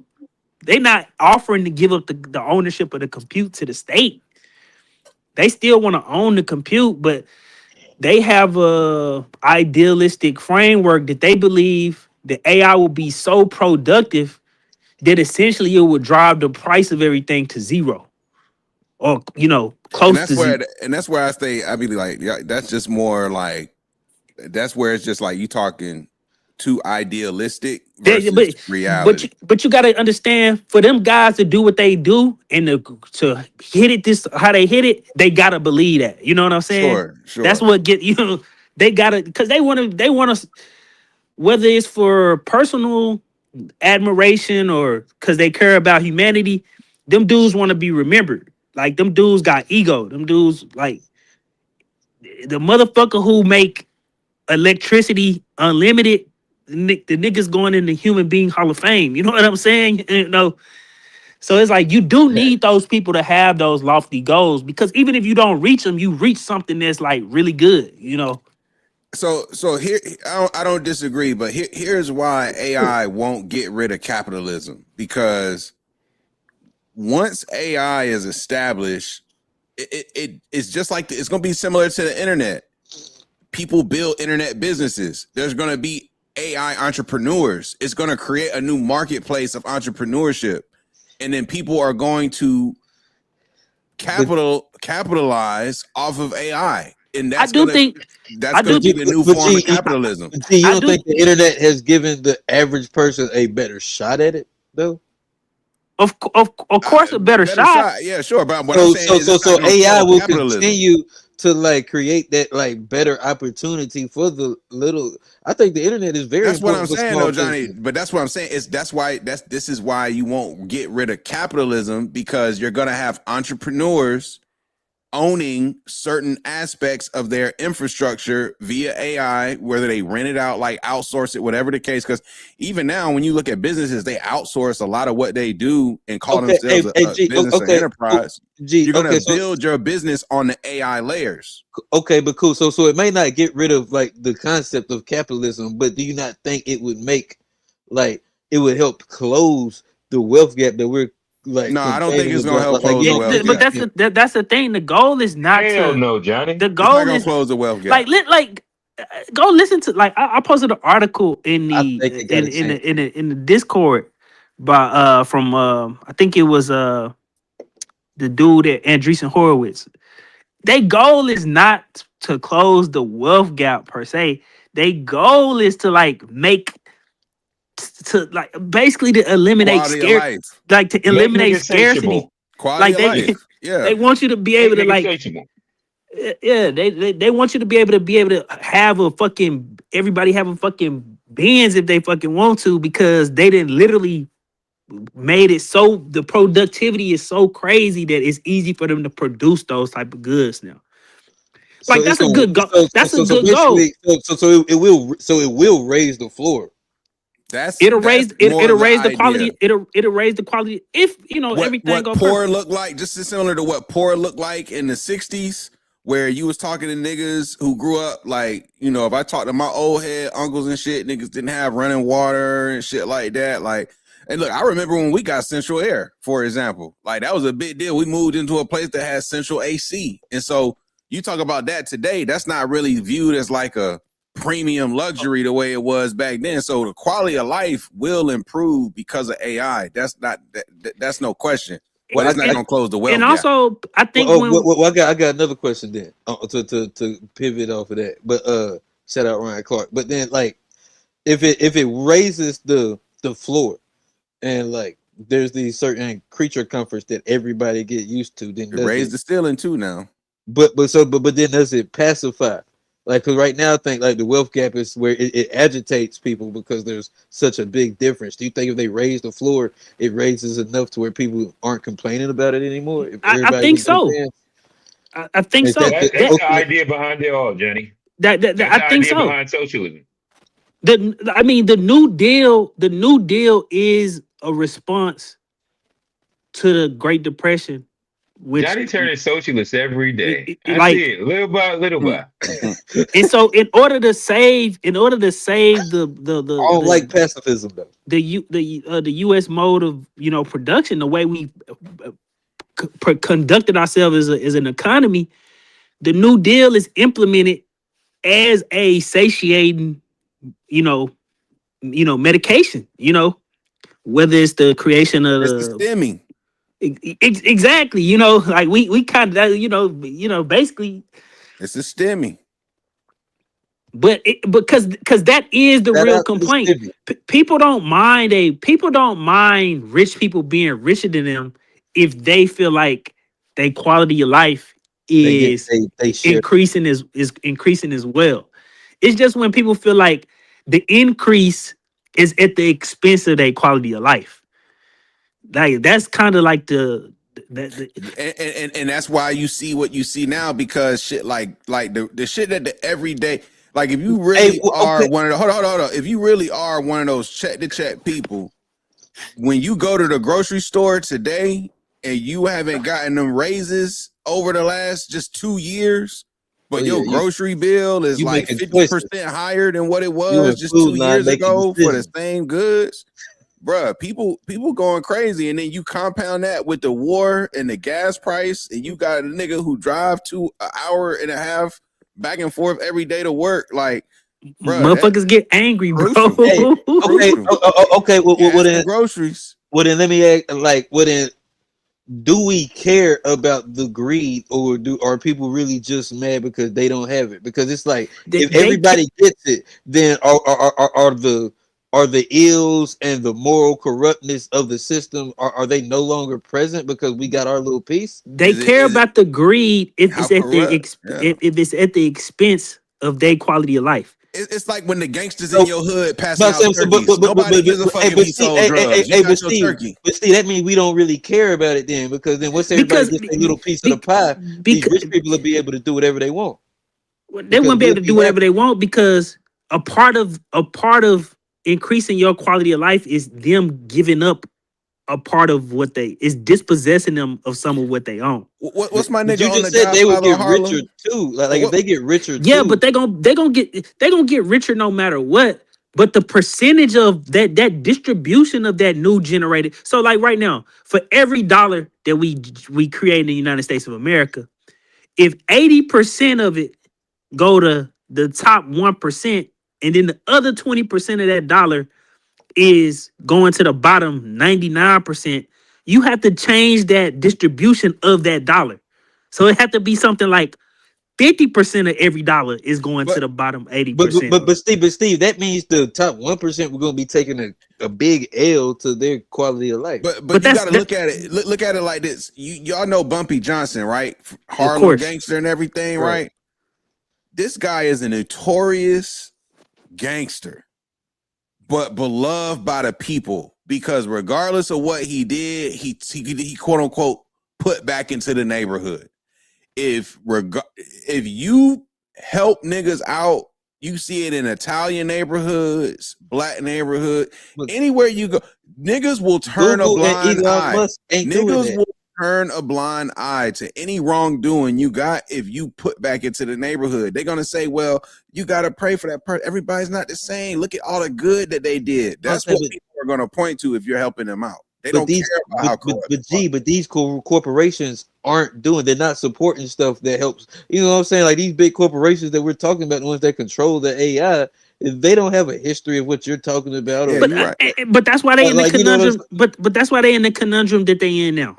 So so it's either you recognize the issue, dispossess yourself of the wealth. And we're not even talking about like you're not gonna make drugs on the block. At least take care of the grandma. Yeah, we're not talking about you gonna. I mean, we just talking about you getting 50% of every dollar instead of 80% of every dollar. You know what I'm saying? Like they still gonna be fucking. But here's another thing. Like, how greedy are they? Do you think they're willing to fight over that 30%? History shows that they always come to their senses. You know, it takes not at first. Sometimes they get, you know what I'm saying. Eventually, history, and if they don't come to their, they got their head cut off. If they don't come to their senses, the people dispossess them of their wealth. Like that's just the history, like of America. Involuntarily, we take it. It's either you give it or we take it. I mean, during the 40s, we did it through legislation. We voted in FDR 4 times. You know, so I'm not saying they gonna do French Revolution, but but that requires people being like, you know, understanding kind of what. But I mean, it's becoming a problem because like for them, because right wingers and left wingers is saying the exact same thing about the economy now. Like when you like listening to these like Tucker Carlson types, everybody trying to bite into pause. Everybody trying to make that their main platform. Like Tucker Carlson don't sound too much. Comes through again. He just sounded a little different. He got a different flow than Mum Dunny. But them niggas got them niggas in the same like range at this point, which is crazy. Yeah, anti-APAC, like has a handful of things. Tucker Carlson was one of the first people mainstream a while ago. I remember him and Ben Shapiro had a show, and Ben Shapiro was talking about how we should just go to all these AI trucks because we could be more productive. And Tucker was like, why would we destroy the most popular job for a college educated, non-college educated dude man in America? Like, what does that do to that man if we just get rid of all their jobs? Like Tucker Carlson making that argument before we even get to this today point. He was making that argument a couple years ago. To take away the truck driver job, where truck drivers do, but I guess it do come down to safety. Yeah. So do y'all think that are they better than the regular truck drivers? Do y'all think that eventually the right to have the ability to work will become something that people will be looking to pass legislation for? When you say work, you mean like employed by like? So, for example, the Tucker Carlson point that Steve was just making. He's arguing that you would want to have why would you take away those jobs? Even if the thing is maybe you could make it a little bit more efficient, better, safer. Why take away that? Safer, whatever words. Why take away that when it ends up being an industry that gives value to 200 and not 200. I forget the number that Steve just said. But a good percentage of non-college educated people. And I think that ends up being a piece of the pie that everybody has to come to grips with, which ends up being, as humans, are we looking for only efficiency or is there actual value in work? A lot of people value their job. there is some type of mental uh Purpose thing that people and get all those from things. that they Yeah. get from work. You know, I can't explain it, but a lot of people get something from going to work, and whether that's dispossessing them from the work that they like. Because I remember this conversation when Hey, can I play devil's advocate for a second, Steve? Because yeah, there are people like when it comes down to like let's say truck drivers, to where like there's been like, and I don't know if it's because of like the shortage, but there's been a rise in like accidents. Like a nigga like what's his name? Tracy Morgan. That was a truck driver that was, but that's human error. That's hold on, human Johnny. error.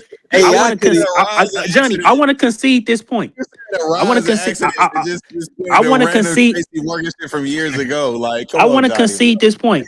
This was Just before about AI, nigga. just about anything you can think of when applied correctly, AI is better than humans at it. So let's take That's it. we got a real case study. We can look at Doctors, radiologists. so if you go look up But that's what right I'm saying. now, There's a case. There is a argument for all of it. and I understand. Nobody's saying that there's no argument. I'm It's not like saying there's it's no argument. between can and should. I'm giving you the point. I'm giving you the point. But that is on the people who in control of this technology to sell it to the masses and to get buy-in and to then like explain what the benefit is. I think a lot of times the issue is that they just say, well, this is better, and then it's no type of like propaganda or work or program to get the masses to understand why it's better. And then that's why you get so much you know instinctive recoil to stuff because they just think they can do it because they got the ability to do it without having to explain it to nobody. So I'm not discounting that it's better. Yeah, it's better. I'm not gonna sit up here and say that robot driving cars is not better than human beings. They are. They simply are. Tesla has all the data. You can go look up how often a regular car crash, and then you can go look up how often a self-driving or supervised car crash on Tesla, and it's like probably 100 to 1 when it comes to miles. That's why I ain't scared of the Waymos. But that again. That's on you having to explain that and get buy-in. I think a lot of people trying to skip over the step of getting the buy-in from the like public. Like that's Yeah. kind like But that does take that does take It took humility. like 10 years. It took like 10, 15. No, honestly, it took like maybe 10, 15 years before this idea of getting food delivered was normalized. It took that long. It took a pandemic. Yeah, and it took an extreme event. It took an That's extreme that event COVID, as niggas well. Niggas wouldn't have got it unless COVID happened. Niggas refused to order Postmates for some McDonald's or Chipotle before the pandemic. Until niggas couldn't go nowhere, then niggas was like, well, it ain't that bad. But then what happened? Now that niggas can still go places, those companies have not gone anywhere. They are part of the fabric now. Niggas are still doing that some shit. No pandemic. And also you gotta think like that makes the gig economy, those type of jobs, whether it's Uber, Postmate, they Which play is what a the K-shaped economy is speaking to when they talk about the K-shape is a lot because of the gig economy. The gig economy, if that stuff don't exist, because the bottom is falling out, but if that stuff don't exist where you can be like, well, shit, at least I can go be like a door dasher. That's Like a if fact. like if that was just gone and it wasn't like no, like it was That's just the last thing complete propping shit up. drop off, man. These motherfuckers would have been crashed out. You know, And that's kind I of actually think as that's soon as these joints can automate, everything's gonna be automated. The mail, the deliveries, the robots in the warehouse, like all of that is he got on them the way. niggas mopping. I seen cute niggas standing around watching the shit mop. They got this. Johnny, y'all gonna have to have a robot at the intersection. I don't know. I don't know if y'all ever been to like robot. I'm anti AI. No, If I'm you not. ever been 'Cause to- I just made some AI graphics. If you ever Shout been out to San Francisco, you keep it real on the fly. if you ever been to San Francisco be like, man, it's it's an experimental city, right? But like they experimental is my bad phrasing. Yeah, it's my bad. experimental for But like, sure. like some of this shit, like it's there already. Like as far as like the self delivery They got like a truck where like they lean into it. They're early adopters. like basically they got a truck and it got little lockers on that bitch. Hey, that joint pull up in front of your spot. You go down there, it give you a little code on your phone. You boop boop boop. You locker 5, get your food, and it's all just autonomous. You know. Yep. I think we're already in the AI world. Yep. What's that, old man? I said we're already in the AI world. We don't realize it, and that's why everything's driven towards entertainment because that's all we have left. So the only thing that could evolve from more AI is more sports leagues, more entertainment, whatever you're into. So it just become more niche, more different type, like monetizing, like gambling. You already see it. You see the car games that are become popular and just gambling shows and things like that. So I just think that's all we have is entertainment. If we lose our jobs and our ability to we have to do something or have something entertain us to keep us going. So I just see we're already in it. It's the circus, you know. They gave niggas the circus and shit. I mean, this what I hope, because I mean, for all of the lofty goals that they have, I hope they get at least to like 60% of the way there. Like, because if you don't, well, then it's just. But by what time period is? I think the question is, man, I don't know how much longer they got. To be honest, what's the timeline? Because they're gonna get there. They're gonna maybe they get got there. maybe they got a 15-year more window, 15-year more window before people really demand to see something that's going to increase their quality of life. Like, you know what I'm saying? But here's another thing. But like, what you other? Think, I can see that, Q, less than that, to be honest. But at some point, you got to come out with some type of something, whether it's driving down the cost of energy, which energy is really everything. Like, energy run the world. Making food even cheaper or whatever the case may be.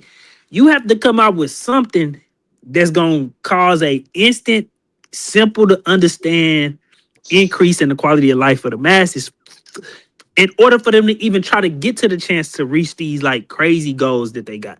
But what we're talking about is like, because what the internet needed and what happened, like they need a Facebook.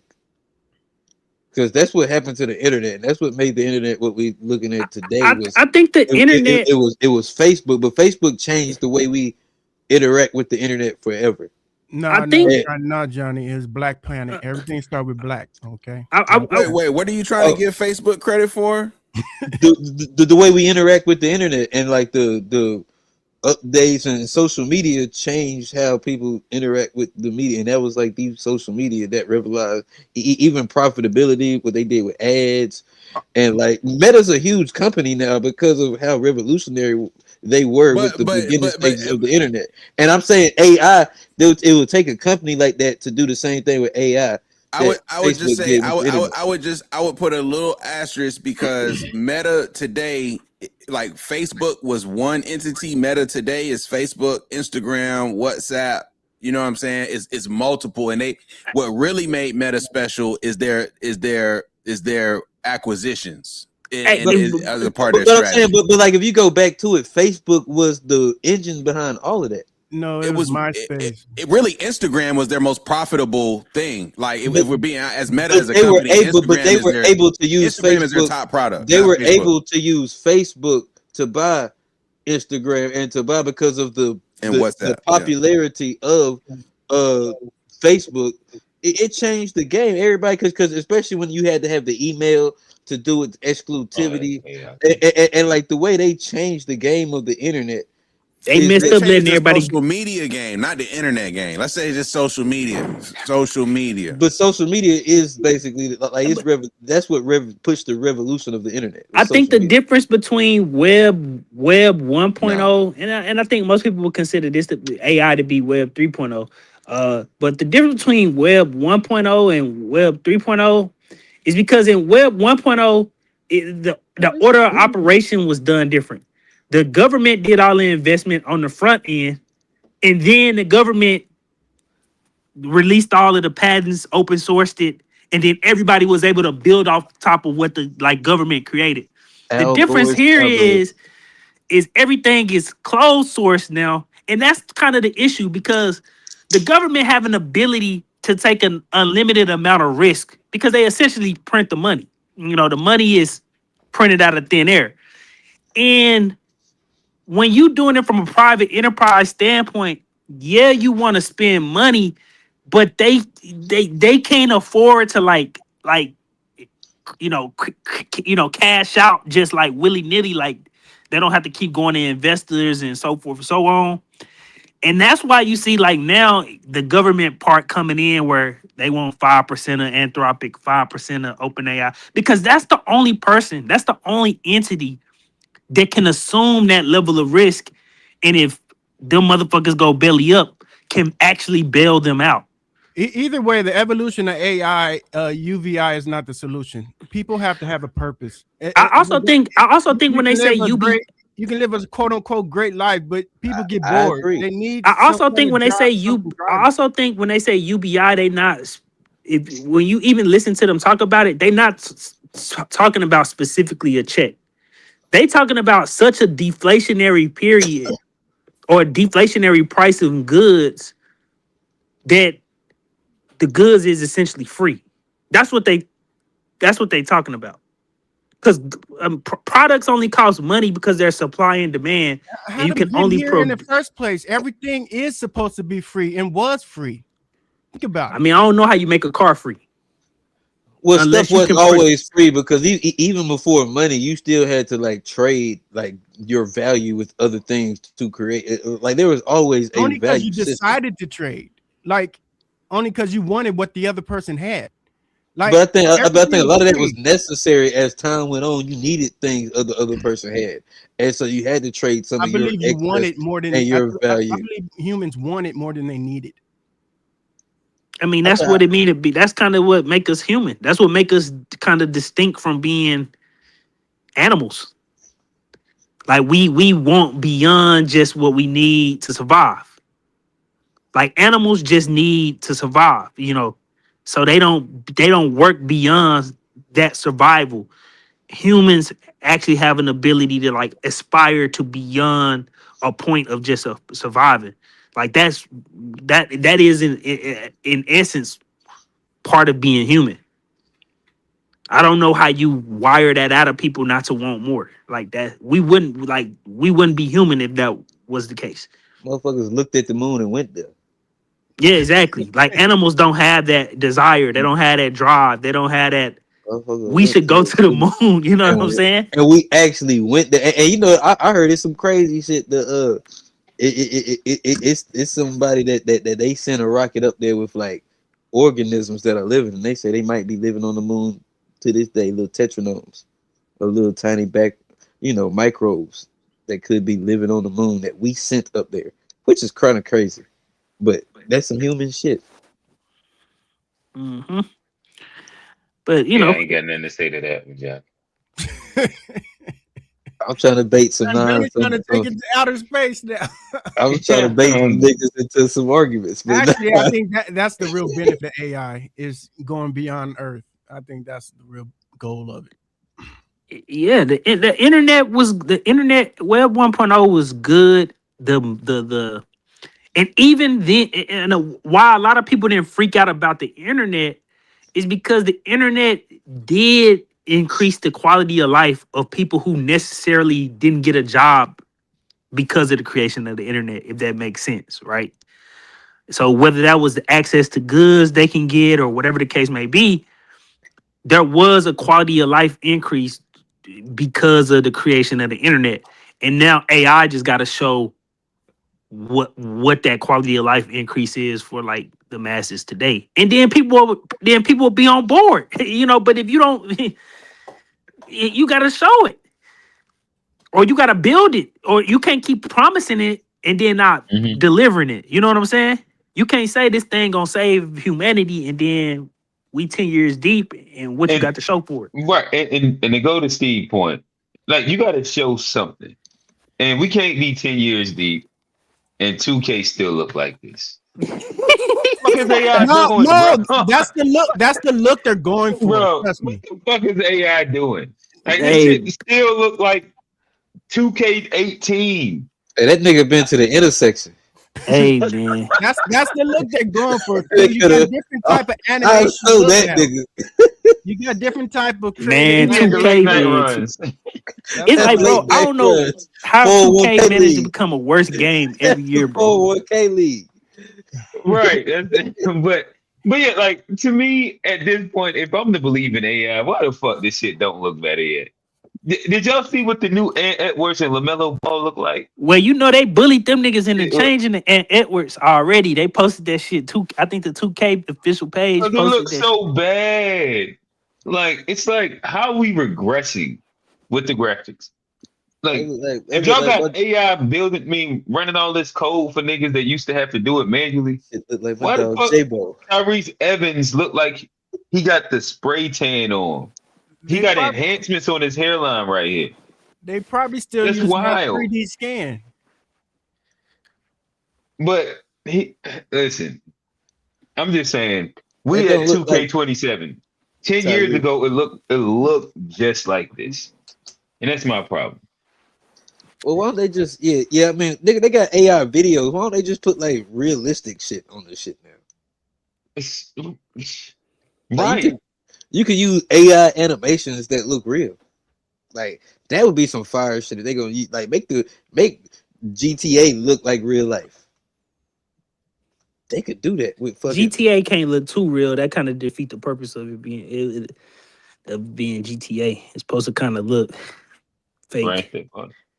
But if it could look like real life and you could control shit like with the animation and the that shit would be amazing. But Who is this say AI is more of Big Brother, more of the beginning of Big Man? We already got Big Brother. All these cameras, flock camera, block cameras, bro. They be doorbell fucking niggas camera. up with them Like blocks. low key. What's the doorbell camera called? Ring. Ring. That shit was a psyop, bro. Ring. But yeah, they Getting say us they to be put selling. that, getting They people to say they put was shit, selling the footage to niggas. Like that ain't getting your people to footage. put that shit on their house was priming niggas for this flock shit, bro.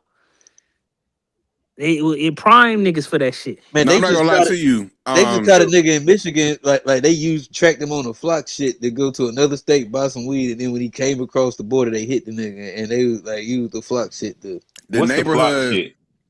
The neighborhood that I'm in was built in 2021, and all of the houses came default with like a whole package of Ring and other automatic shit, like this quote unquote smart technologies and shit.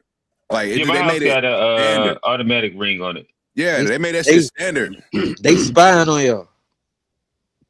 Hey, I fuck with it though. I ain't gonna lie to you. I be checking that motherfucker, boy. I be like, who that motherfucker, man? I ain't against being spied on, but you do. But I think it is like you should know that they have the ability to look at the footage. But just Like, ask them, so why aren't you against being spied on? no, I said I'm not against. That sounded crazy. You said I'm not against being spied on. That's what you just said. Right, because I don't do nothing illegal. So why are you cool with them spying on you? Because there's nothing to look at. Okay. So if they caught you stroking one out on the Ring camera, you cool with that? And first of all, why are you doing it on the Ring camera? Second You of all, never know. You never know. And second of all, if you're looking at that, sometimes niggas had a Ring in the living room. They do have Ring cameras in the living room. Why are you doing that on the Ring? Niggas ain't got the Ring in the living room, bro. No, they do. They got indoor rings. I ain't never met nobody. If you stroking one out on the Ring camera, they got indoor Ring cameras for sure. Oh man! If the Ring camera catch you, you need to go to jail. Can y'all hear me? Yo, let me tell y'all something about that Ring camera. One of my sisters had to call the alarm people because somebody got there looking at her on the damn camera. So she had to switch companies because she caught the motherfucker. Somehow she had to call them spying on her. That's weird. But it happens. It does happen like that. They can't do it. Hey, it was a woman up in Mooresville that she just got arrested for using the flock cameras to spy on her husband's ex-wife. What's the flock cameras? What's that? People got public access to the flock? No, she worked for the police department and she was going behind the door to look at the flock to spy on somebody. Man, I'm gonna have to find a video, bro. Is that It is one like that a got whole. fired? Is that the lady that just got fired, Johnny? I can't. She got arrested. I don't know if she got fired or not. She got arrested though. The flock cameras is just these random cameras in all the neighborhoods, bro. But I'm saying, but like, if a random person at the police station could just go use They that can triangulate them shits to like find you and shit. But she was spying on her husband's side woman or ex. And but it's like, people been doing that for generations, man. They running background checks when they're not supposed to. But like a flock camera give way too much information for somebody that's not supposed to have it. Yo, let me highlight you for a second, Q. You were saying why the 2K looks so bad because the chip has went up so much that you know what I'm saying, they can't even produce the technology to do it because of if they did it, you know what I'm saying, that mean they had to upgrade the system. You see the video game system. I can't hear shit on this. I ain't gonna lie. Your that nigga sound like your public service stuff is right going crazy. That was actually kind of crazy. That Rock Hill. That nigga sound like public I stuff. don't think it's a coincidence that Flock headquarters is in Atlanta, Georgia. All of that surveillance, all them surveillance companies just popping up. Wait, Flock is the name of the company? I just thought that was a hood name for the cameras. No, that's the actual name of the company. Flock. Yeah, I thought that was just like the streets branded it. Flock. All them surveillance companies headquartered in Atlanta, and they testing all that shit out in Atlanta, bro. Cause they got a drone company. It's basically the same thing as Flock, but it's just these drones that just fly around the fucking city. Oh damn, we really walking in a Big Brother town. But like we should I don't mind Big Brother. I didn't say I don't mind Big Brother. I don't want no drones flying around, but like and see, Flock is the type of shit that turn people against AI. You wouldn't even know they look like little birds. I think they gonna have birds. I think they gonna have fake birds out there. They already do. They already got fake birds, bro. They already do. What you talking about? That's old. That's old technology, nigga. The fake bird is old, nigga. They got right now. I'm saying they gonna get better. They gonna get better with the way they got drones and shit now. Mosquitoes ready. No, they have a mosquito drone to be crazy. I just killed two. I hate mosquitoes. Just think about this, bro. Imagine, like, just think about this for a second. Google has satellites that you can go on Google Earth, type in longitude, latitude, and you can look at a spot in real time, right? Mm-hmm. So if Google got that just openly available on the internet for anybody to do, imagine what like the government or other motherfuckers got that we don't have access to. What the fuck? They probably got shit they can see through walls up in outer space or some crazy shit. They can see through walls now. I'm sure they do. That's old technology. I'm sure right they there. do. But my thing is like we're not gonna stop them from doing the surveillance. Like we can't stop flock cameras and shit. Like ring cameras and shit. Like this shit's just a part of our society at this point. I do like the ring, man. I'm not gonna lie to you. Pause. Yeah. The ring is the gateway. That's the gateway because it don't see it seems it's like I need our neighborhood good to go. It's safe. We know it's good. If somebody steals something up out of here, it's gonna be on everybody ring camera. We gonna track them. Oh yeah, that's what happened when somebody goes missing. They pull the footage from everybody ring camera. What's the little shit? The peephole. Pause. It's better than a peephole for sure. Oh yeah, nah, it's way better. You knock on these ring the door, but they be like, "Who it is? It's me." Yeah. Oh yeah, nigga might shoot you in the eye or something on the peephole, man. Man, I be on that ring, answering all the door. I'm like, "Who is this?" Man, leave that shit and go, nigga. I'm not coming to the door. Leave it in the garage. What's this? Yeah, I don't know. But then I caught them niggas stealing my package. Posted them on the ring community, nigga. This nigga G, boy. He the ring police. He the ring police. Neighborhood watch. This nigga rat. Hey, you stole my package, man. This nigga rat. Hey, Hey, look, I paid good money for that package, man. I put that whole face on the ring community, boy. Hey, but this is that ass. But this is the thing. I mean,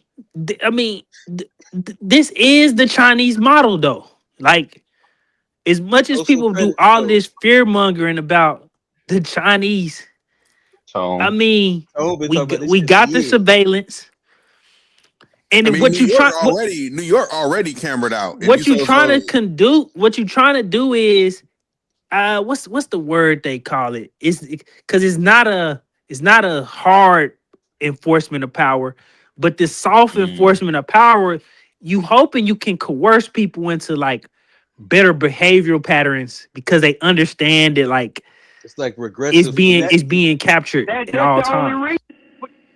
Putting fear into people so you won't do things because you know you're gonna get caught. So that's all it is. But it's kind of needed in certain areas. I ain't even gonna lie. This is what I will say. I do think it helped people be more conscientious. I do think we they need use AI to do speeding tickets. I do think They won't need that. We don't need that. But They do it, though. niggas should have the sense that somebody's watching them at all times. I think, but like behavior would be better if you knew that, like, if I steal, I could get caught right now. I do think there needs to be. I don't know if it should be done by technology companies but there should be some type of social coercive pressure.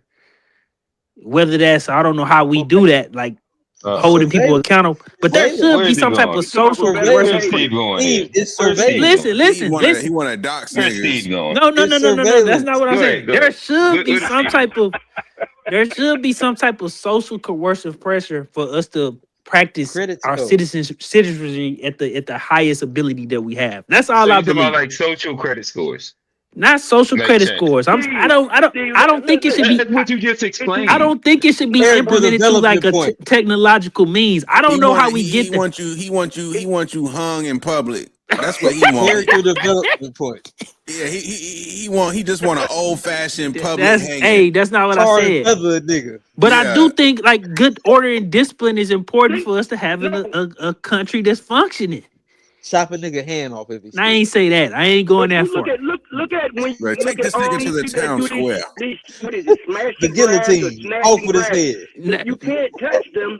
You can't. I'm not going that extreme. You know what I'm saying? Because but I'm just saying like just steal whatever the hell they want, put the camera on them. The camera's on them and they stealing whatever the hell they want to. They walk in stores because no one can touch them. But we should be able to see the footage of you stealing. Like if you steal. But old man, if somebody steals, my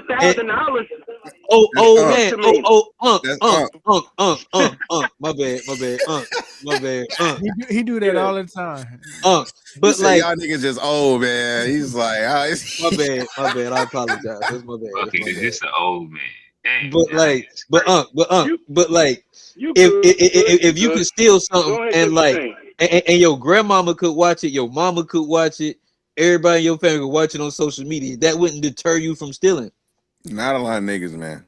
Real big brother shit, Johnny. They doing it right now. It's crazy. As long as it's under they mama can see them niggas stealing on TV. Grandmama gonna be like, "Yo, dumbass got caught, nigga." Like, what are you talking about? You gotta put it in Tucky. Yeah, grandma gonna be like, "Boy, I taught you better than that." But all that. But that would deter. I think that would deter some people.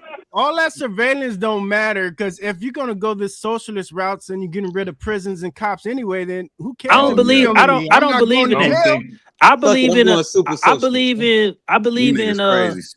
they crazy. I believe nigga the USSR had jails, nigga, and you went to the gulag if you stepped out of line. I watched some shit about the gulag was fucked up. Like niggas is going to Siberia, nigga, if they violate in my world, nigga. There's gonna be some consequences and repercussions. What the fuck are we talking about? Send that motherfucker to the Trunchbull like it nigga gonna be breaking big rocks into little rocks and little rocks into little rocks. Off with his head. But I believe in some very strict stuff. Like I believe in borders. I believe in borders. We gotta have borders because if we don't, we'll reduce the power that the labor force have. Like those is socialist principles. That ain't extreme. These woke people that y'all be watching on the internet have bastardized. They have bastardized what Lenin and Marx have wrote. Hey Steve, what's another extreme take you get? Them not extreme, bro. That's mild, bro. That's what I'm saying. Because if I The ran border as a check, if I ran on a tough wasn't really extreme. if a tough on crimes closed border socialist ran tomorrow, that nigga will win the presidency in a heartbeat. We talking about you right now. Though. So what's another tough, like another extreme take you got? I can't say the one. I can't say. I can't say the the. border You one just want to wasn't send it. niggas to the choking. Hold on, bro. I can't say that. I can't say my other extreme take on the live. Tell him you think the It's a Hornets post are cursed. game. It's a post game. All right. With that said, we are about to go After to the after the show afties. again. This has been a fun episode of Unpacked, presented by the 2E Fair Show and the G-ish podcast. You see the guys. We got G-Axis Media, Johnny, J-Rock 989, A Black is the Gold, the Mayor of Charlotte. We have Steve and the Aboriginal old man fresh out of Cali. And Shout with out to that Unc. said, Unc pulled up on us. And yeah, with that said, this has been a fun episode. See y'all next week. Peace.